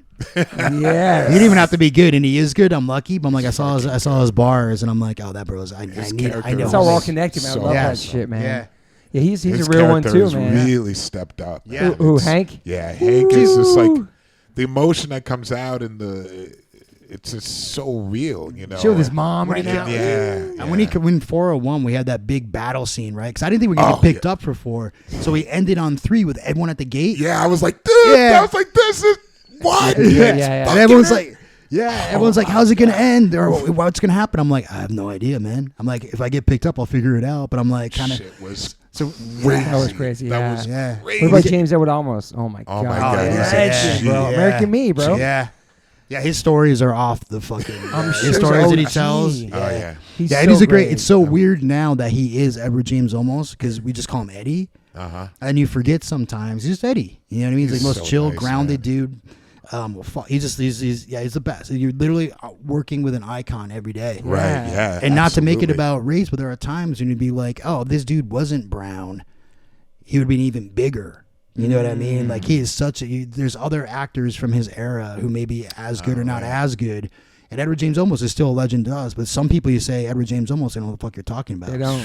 A lot of other actors are like, oh, Al Pacino, of course, whoever else. Oh man, they know him in South America. Yeah. Like, I did Oh, a yeah. photo Did with you him really? in the airport, and I was like, "Hey, he's so nice." I took the photo, and then a million like Brazilians like, "Yeah!" That's They're hard. like, That's "No, rad. you're That's kicking rad." it with him." I was like, "Not really." No. Right. It was nice seeing wish. him in there. It was nice when he would start being on this. Great, man. Yeah, Emilio's such a rad dude. There's those people like that, like Eddie and Emilio, like who kicked open doors, and then there are people that have kept the door open for everybody else. Right. Yeah. You know, that's what I say to Emilio all the time. We wouldn't even have the show if it wasn't for the work that Emilio did on Sons to humanize this character that may not have always been written to be humanized. Yeah. Right. And a lot of the things that happened in Sons, because Kurt's a very different writer. Kurt's obviously a legend as a writer, you know what I mean? And I can't touch that. But there's that Sutter voice, which is rad. And that's what I mean. I could never do what we did in 1 and 2, because it's like there's like a flippancy to Yeah. it. And that's his voice, and that's rad, and that's crazy. And you watch those shows, and you watch those, like, oh, shit, oh, fuck, I can't believe that happened. And I just see the world through a much fucking sadder prism, you know what I mean? Right, right. And a melancholy. So I'm like, oh, so Coco killed his mom in Dude. season 1. And then it was just some jokes about it, right? I think season 1, maybe in 2. I'm No, not that sure. was in 2. Was it 2? Yeah. I love that you feel better than I do. I love Coco. I was like, man. wait. I was like, whoa. Coco killed I my love this mom. character, man. No, yeah. Fuck. But then It in was- 3, he's got to pay the price for that. Oh, yeah. You know what I mean? And then Richie's such a phenomenal actor, and being close or using his own personal stuff. And then we create some fucking art with that. So I could never have done the first thing that Kurt did great, but that's what I mean. It must be some whiplash for people. There's Yeah. other people we say don't watch the first 2 episodes. No, the first 2 seasons. Yeah, Yeah. you could Yeah. step in and Just step in. Yeah, And we did a really you're long trailer absolutely just right. because it was such a seismic shift. And it's not a did this the first 2. It's just like, I don't think this has ever happened. It's just a completely different fucking show. Absolutely. Yeah, you're obviously absolutely great. killing it. And it was a crazy pressure to do that, become the main. Like, Yeah, that but I Sutter's think- gone. Like, yeah, Yeah, but I think it's the same way with us. You just do it. just do Right. it. You know, there's a Right. pressure, definitely, but it's the same thing of being like, if this house was on fire right now, I'm like, all right, cool. Yeah, we're used to terrible things happening. Let's Yeah. fucking work this out. Yeah. So same with like, And do the actors feel this shift? You know, Yeah, are they 100%. happier? Like, Oh, yeah, man, it's a good I question. love my character. yeah, because they got to know their characters. I see. You know what I mean? They, Right. yeah, no, I think they did. I don't want to talk out of line for them, but yeah, there's a seismic shift kind of like all around. Again, not to diss what had happened before. It just No. became very, very different. Yeah, And they got to to flex what they could do. You know what I mean? Yes. And we And got you can some. feel They all got the that. shine, man. All of them. Yeah. Yeah. Oh yeah. And we, in the end, so I mean, you have Joseph Lucero who plays Creeper, who Yeah. that's the Just crazy. He's gonna like a talk real about one. him. You should have him on the show. He's fucking rad, dude. He's been through it for real. Yeah, that's what I'm saying. I heard that. Yeah. Yeah, yeah, He was yeah. a very complex character with Yeah. that girl. That Oh, the yeah. Yeah. relationship. I was like, So- yo, man. So Yeah, that no, it's girl who plays the woman who, Katie McNeil, originally Cody, the undercover ATF agent, I'm out here, I'm trying to make Little Birds, see her, it's up with her and Juno Temple, ended up starring in Little Birds, right? But their Amazing. chemistry was through the roof. I was like, it's almost too good a chemistry because it has to be the breakup of this relationship. Otherwise, it's going to seem like a Larry Clark film where you're waiting to make out or something. That's not Yeah. what the movie we're making here. And so she didn't get the role after coming back like 3 or 4 times. So then I had lunch with her to explain why. Like, your shit was just too good. That's why we didn't hire you. So we stayed friends. She blew up in this movie, The Runaways. Yep. So she was in The That's right. Runaways with Dakota Fanning and I can't remember. Kristen. I don't know. How am I not remember her name? Oh right yeah, now? Kristen Stewart. Kristen yeah. Stewart, amazing Yeah. too. Yeah. Yeah, amazing. And so she was 19 years old. Her world had just blown up. She had just made it. You know what she did? Like in every 2 weeks, she sat down and wrote her friend a prison in longhand to send to me in prison. Like when you're 19 or 18 and everything's happening for you and your head's going all these different That's directions. amazing, man. She sat down and she's like a straight homie forever. So I've been waiting to work with her Wow. until that could happen, and she killed it. And to give her, I mean, she's done a lot of great work. She's done the show Magicians and other stuff. That's Um, awesome, man. But yeah. She's like a homie for real. So there's a lot of that. J.R. Bourne, who plays Isaac, who's such an incredible actor. He's elevated us in such a way. The guy who ran Meth Mountain and now is like, Great. That's your boy from back east, yeah, right? yeah. Well, Yeah. he was in Little Birds. Okay. So put him in He's Little Birds. insane. Yeah, he's the He's godfather great. of my Yeah. child, but it's the same way. I so went to come M on. Cafe recently, man. He's Oh, awesome. yeah? Yeah, Yeah. yeah. Yeah, that's really cool to have him in there. Yeah, but we've done something that I think we're all great. really fucking proud of. But it's hard to end, but it's also like Right. time. It's time to end, man. It's time to end. Time to end this Yeah. story. Was Time it hard? Was it heavy for you to end it, or you felt? It's so crazy to do anyway. Like there's no sleep, there's nothing, and having a child, it's also like there comes a balance of like, I also have like a child who was born during this, and now he's 2, and now not having, I think some of us who had dads that weren't around or weren't, like, you want to fucking be there. Have to be there, yeah. You know what I mean? And that's more important than anything. So that became part of all that too. Then there's some people that understood and people that didn't.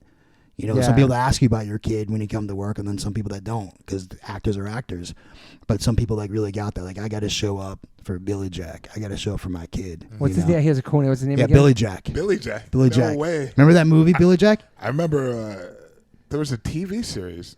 Maybe I'm thinking of like a Native American. Yeah, it was a movie though, but they did like 3 or 4 movies. Yeah. Oh my God. That's out for that character. From that, because that was being a He kid, was a badass. being a black and brown kid in rural Connecticut, watching that came on WPIX 11. I saw that. Remember WPIX? Yeah.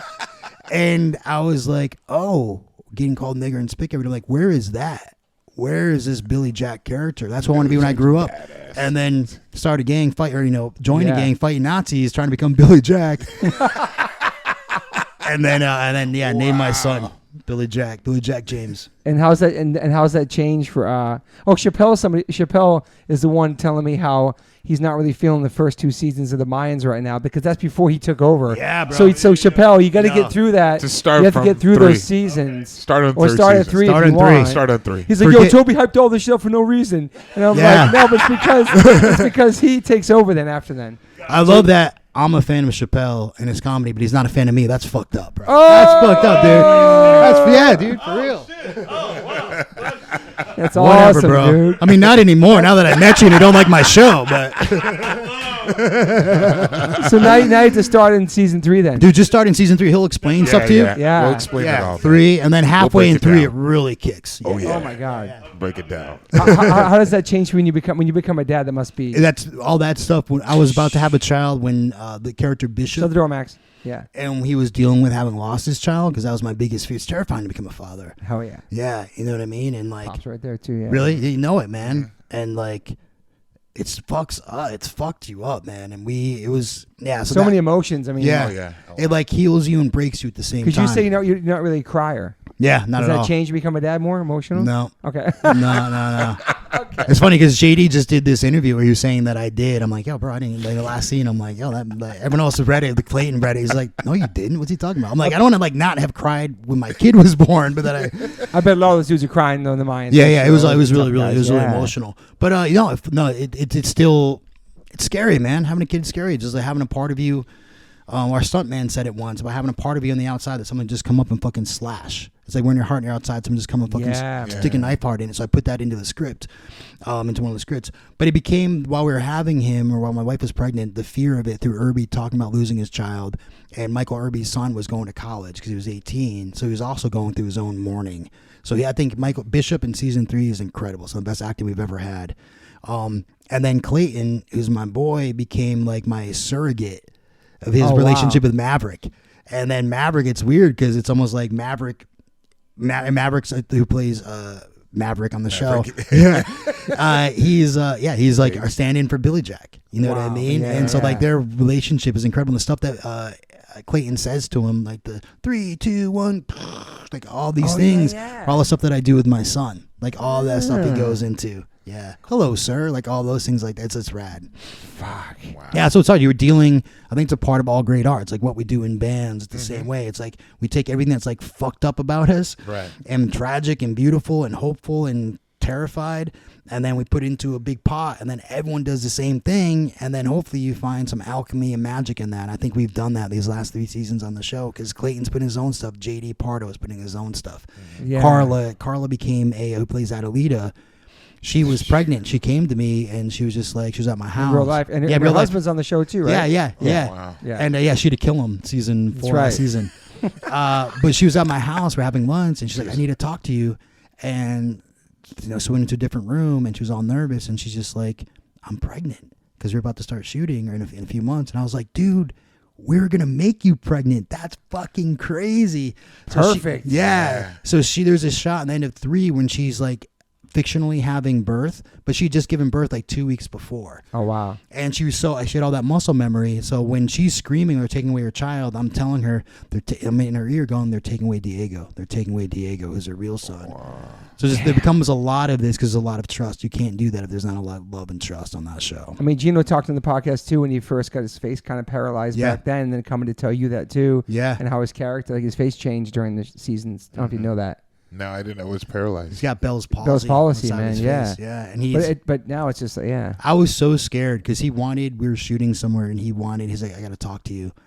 And I was so scared there's something worse. Like I thought I could just tell there was something. I was worried about something. I was going to lose my friend. Yeah. So by the time he said what it was, I was just like, oh no, we're good, man. That's good. This is part of it. That's part of like your character. And he plays it great. And it actually makes you love him a little bit more because you see, I mean, anyone else would have just given up. Yeah, for sure. You know what I mean? Yeah. What are you working on now? Like, what is your? Are you taking a break now? Like, what is your moves? No, we got a bunch. Can't stop. Right. Can't stop. Won't stop. Can't stop. Won't stop. So hopefully a bunch of people that I'm working with now from Mayans going to go on with and do some more stuff. But we have a lot. We got a lot up in the works that we're hoping will happen. Has your world totally opened up because of this show? And yeah, I think so. And I think part of it became like you become just put into a box for a while because that's what happens. You get a little bit of success. I'm like, oh, you're this guy. I'm like, no, we want to do something completely fucking different. Like my first film was Little Birds Our is so House Girl. different than Mayans. Yeah, totally. Yeah, exactly. And then you do the sensitive stuff. You could do the because it's all in there. All that pain is in there. All this, Yeah. all the violence comes out of pain. Are you going to move away from that? You think with what you're doing? With what we're doing, it's some's really far away. Mm-hmm. Some's really far away. I have a rad thing I'm doing with Selena Gomez, like playing like the. She plays this woman, Sylvia, who's amazing. That's awesome. Yeah, it was like the first queer woman to climb all the 7 summits and stuff, and just she went to some real trauma. So just things That's like awesome. that. And there's like a bunch of other stuff you don't want to say because if like you look back, I had a musical I was going to do with Pharrell. What? Yeah, and all these things, and you're like, those things just die, and then you're like, oh shit, I talk about them. You Google that shit comes up. You don't talk about it. So I'm like, yo, I can't talk about shit because then it's never gonna happen. So we got a bunch rolling. And you're meeting so many different kinds of people now, actors and stuff, like all right. Yeah. The world does. This is the thing with this town, the industry. There's a lot of people trying to do shit, but most people are lying. Like when I first got here, you go on so many fake meetings. You know what I mean? Fake lunches. Oh, yeah. Fake lunches. So many fake lunches, bro. Yeah. And then there's really just a few hundred people actually working, no matter what it is, from executive to actually making stuff. Right. So then you're just in it, and then once you do, you realize all this connectivity. Yeah. And they're just people that you don't have to work with. Like my thing that's become hard is I had a feature that we've had a couple bigger names like actors on, and then the power dynamics all fucked up. Right. And usually actors aren't always that interesting. We have really interesting actors on our show. They're usually not because they've grown up in a bubble and they're adored. Right. And even before they got here, they still had symmetrical faces. They still get treated differently in the world. It's like my wife has a completely different experience in life than I do. You know what I mean? Right. Yeah, and she has no idea about it. So I got really burnt on that. You know what I mean? And so just knowing who to avoid. There's a lot of people to avoid in this town. Okay. And to never punk rock, never put yourself in a position where you have to do something. You know what I mean? So we got cool stuff. We got our family. We found that tribe. That's all we've been doing. Why we got into punk rock. Why we were all in our different places, even the three of us, Totally. separate, not feeling like we fit in.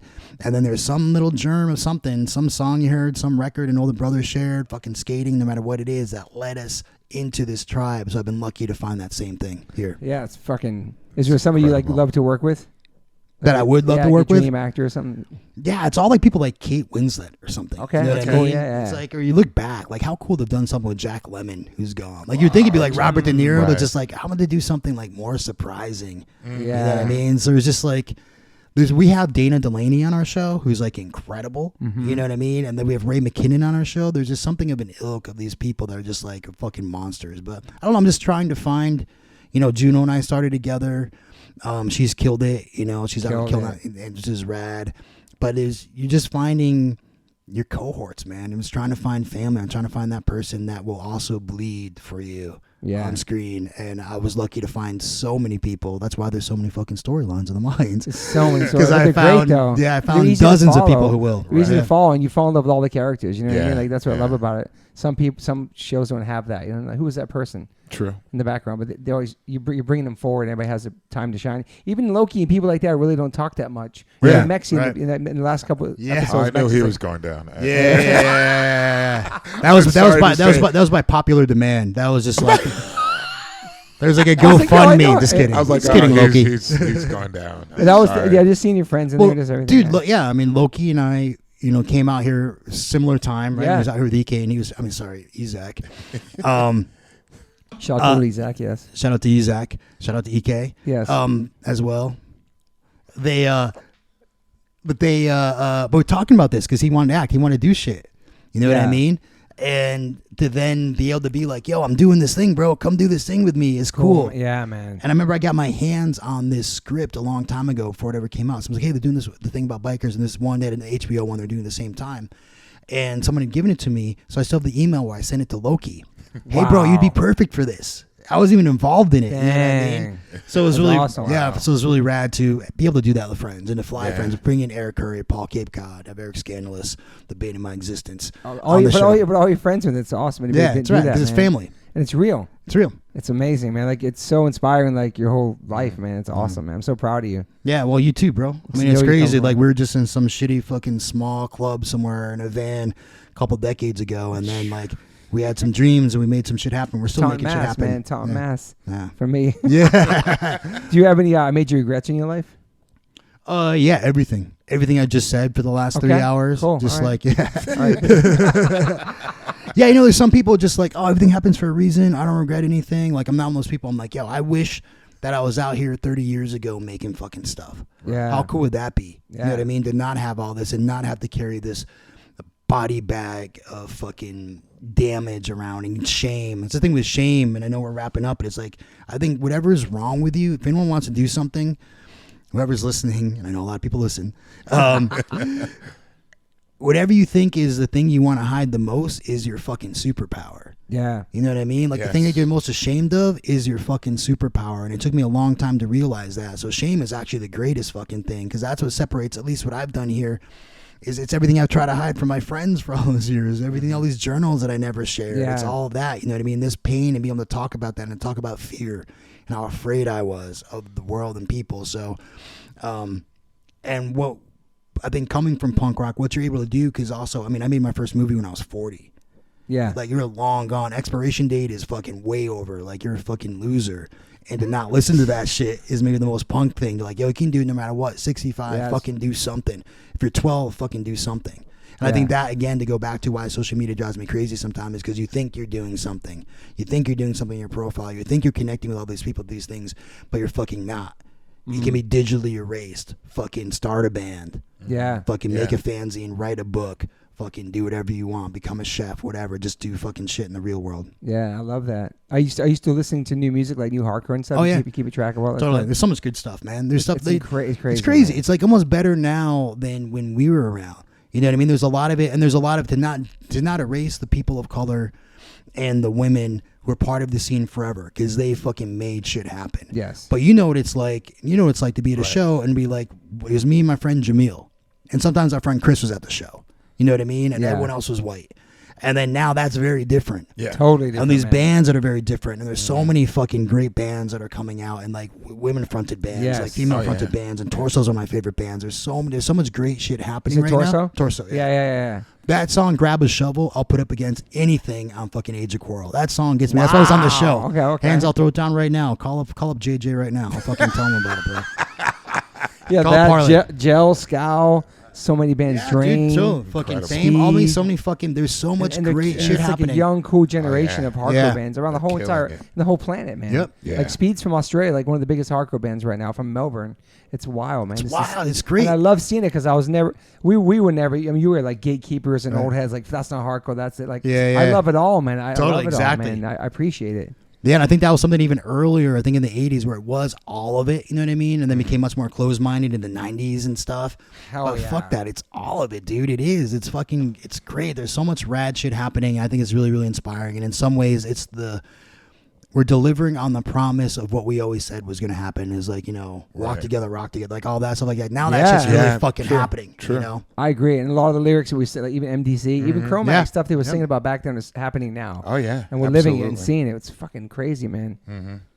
We knew all that shit a long time ago. We did, man, and it took the world to catch up to us. And then, when you're down with the everything's happening in 2020, you're out in the street, and all these people have these ACAB signs and stuff like that, and fucking singing like Millions of Dead Cops lyrics, chanting them and not knowing it. You know what I mean? Yeah. The war, no KKK, no fascism. USA.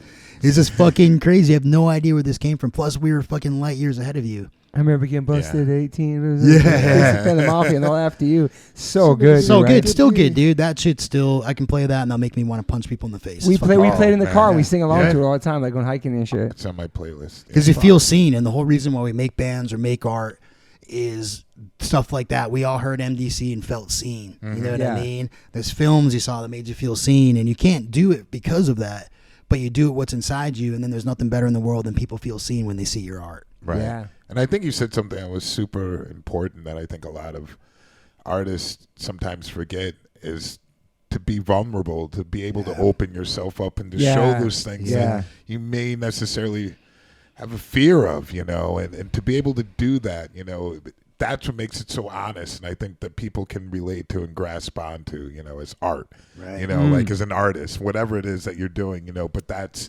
something that's, it's not really taught. I don't know. It's something I had to learn, and it was something that evolved over time to be open with all these feelings and put that out, and it can change so much. That's why I think it's scary, bro. It's but scary. It's scary, dude. Right. It is scary. But for him, I think it's very therapeutic to get all that stuff out, all the stuff you've been through, and you're writing and expressing in these different characters. You know what I mean? It must be therapeutic for you. Yeah, because I think what's fucked up with this, we have two routes. We can either make shit worse, you know what I mean? Or you become an artist and make it better and use it. It's fuel inside you. It leads you other way. And I'm so great when bad things happen, man. It's just like my brother Jocko is famous for something bad happens. It was good. Yeah. Good, but it is good, man. It's hard to make a fucking film. If you're a person of color, if you're queer, it's not good. Because you got to be better than everybody else. I fully fucking believe in that. I want to try to, balance the scales for everyone.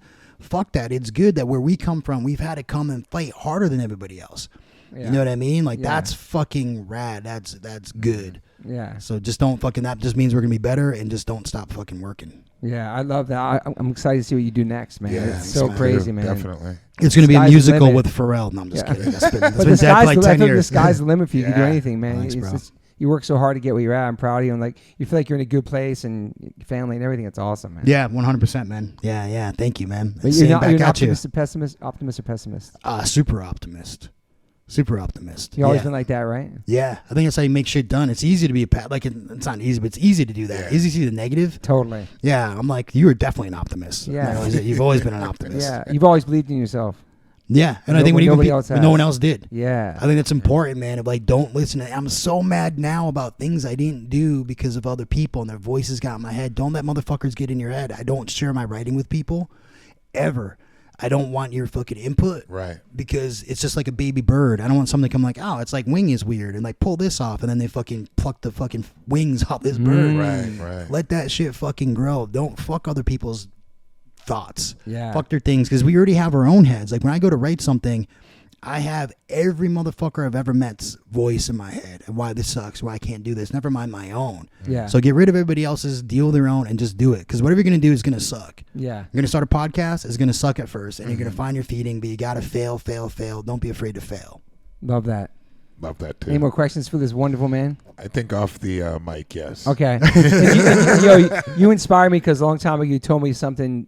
Whatever, you eat bowls of peas, so I eat bowls of peas sometimes. That's awesome. Yeah. Because it's a lot of protein. Protein, dude. Yeah. Like at night, like a snack and shit. Yeah. You've always been shape, always training your whole life, right? Yeah. Yeah, it's always a thing that it's weird when you go on dinners or meetings and stuff like that, and I just get 3 bowls of peas. So you're still on that life. Yeah, it's like a power move. That's not really but it is such great protein. It's for listeners. Yeah, for sure, man. Protein, yeah, it's in everything. Dude, that's why I love when everyone's like, well, how do you get your protein? Or all these other things that people say. It's like, motherfucker, look at you. You're this spindly, or you're skinny and fat at the same time, trying to tell me you're an alpha male because you eat animals other people fucking butchered for you.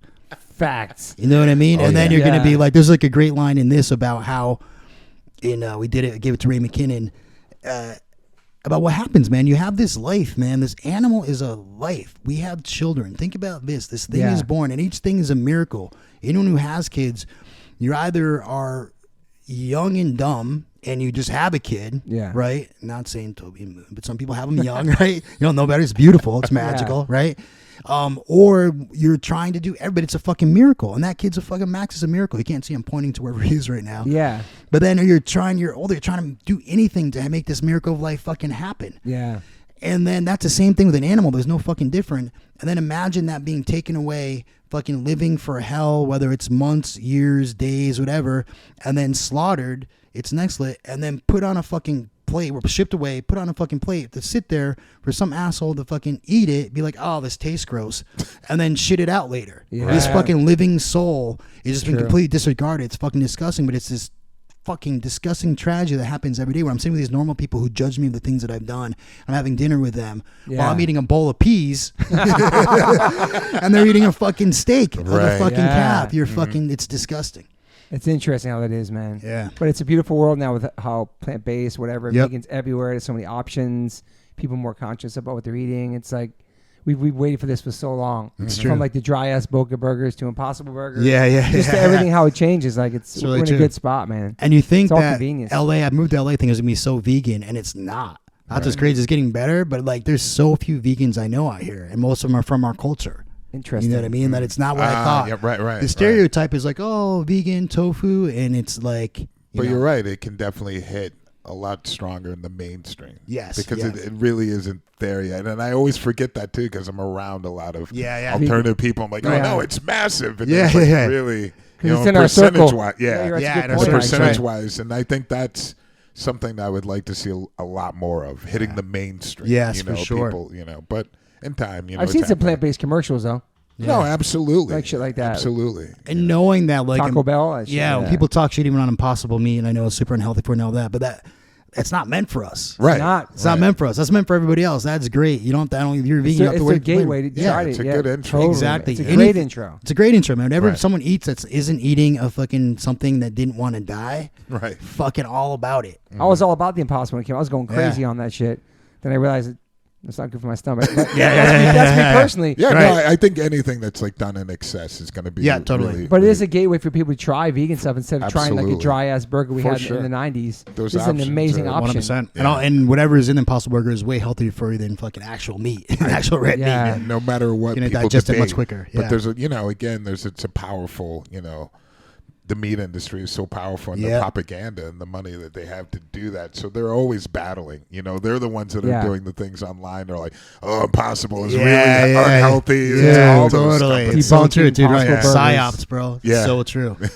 Oh, man. I feel like I could have you on some other time for a part 2 to talk about everything for sure. else, but this has been amazing. I knew it was going to be great. Fucking really appreciate your time. Yeah. Man. Thank you, man. Thank you guys for having. Thanks for being so patient to make it happen. Dude. It's rad. It's been great. I'm glad we got to do it before you were out of town. Yeah, me too. I'm so stoked. He was so about excited that. too, man. Yeah. We could do a whole episode just on the Mayans, but thank you, man. Yeah, rad. No, thank you guys so much. I'm psyched. And thanks to Max for the shirtless cameo. That was great. Bro. Thanks for Chappelle to coming to shit on my show. So it's been all around just a fantastic experience. All right, thank you, Elgin. All right, thanks, guys. Peace.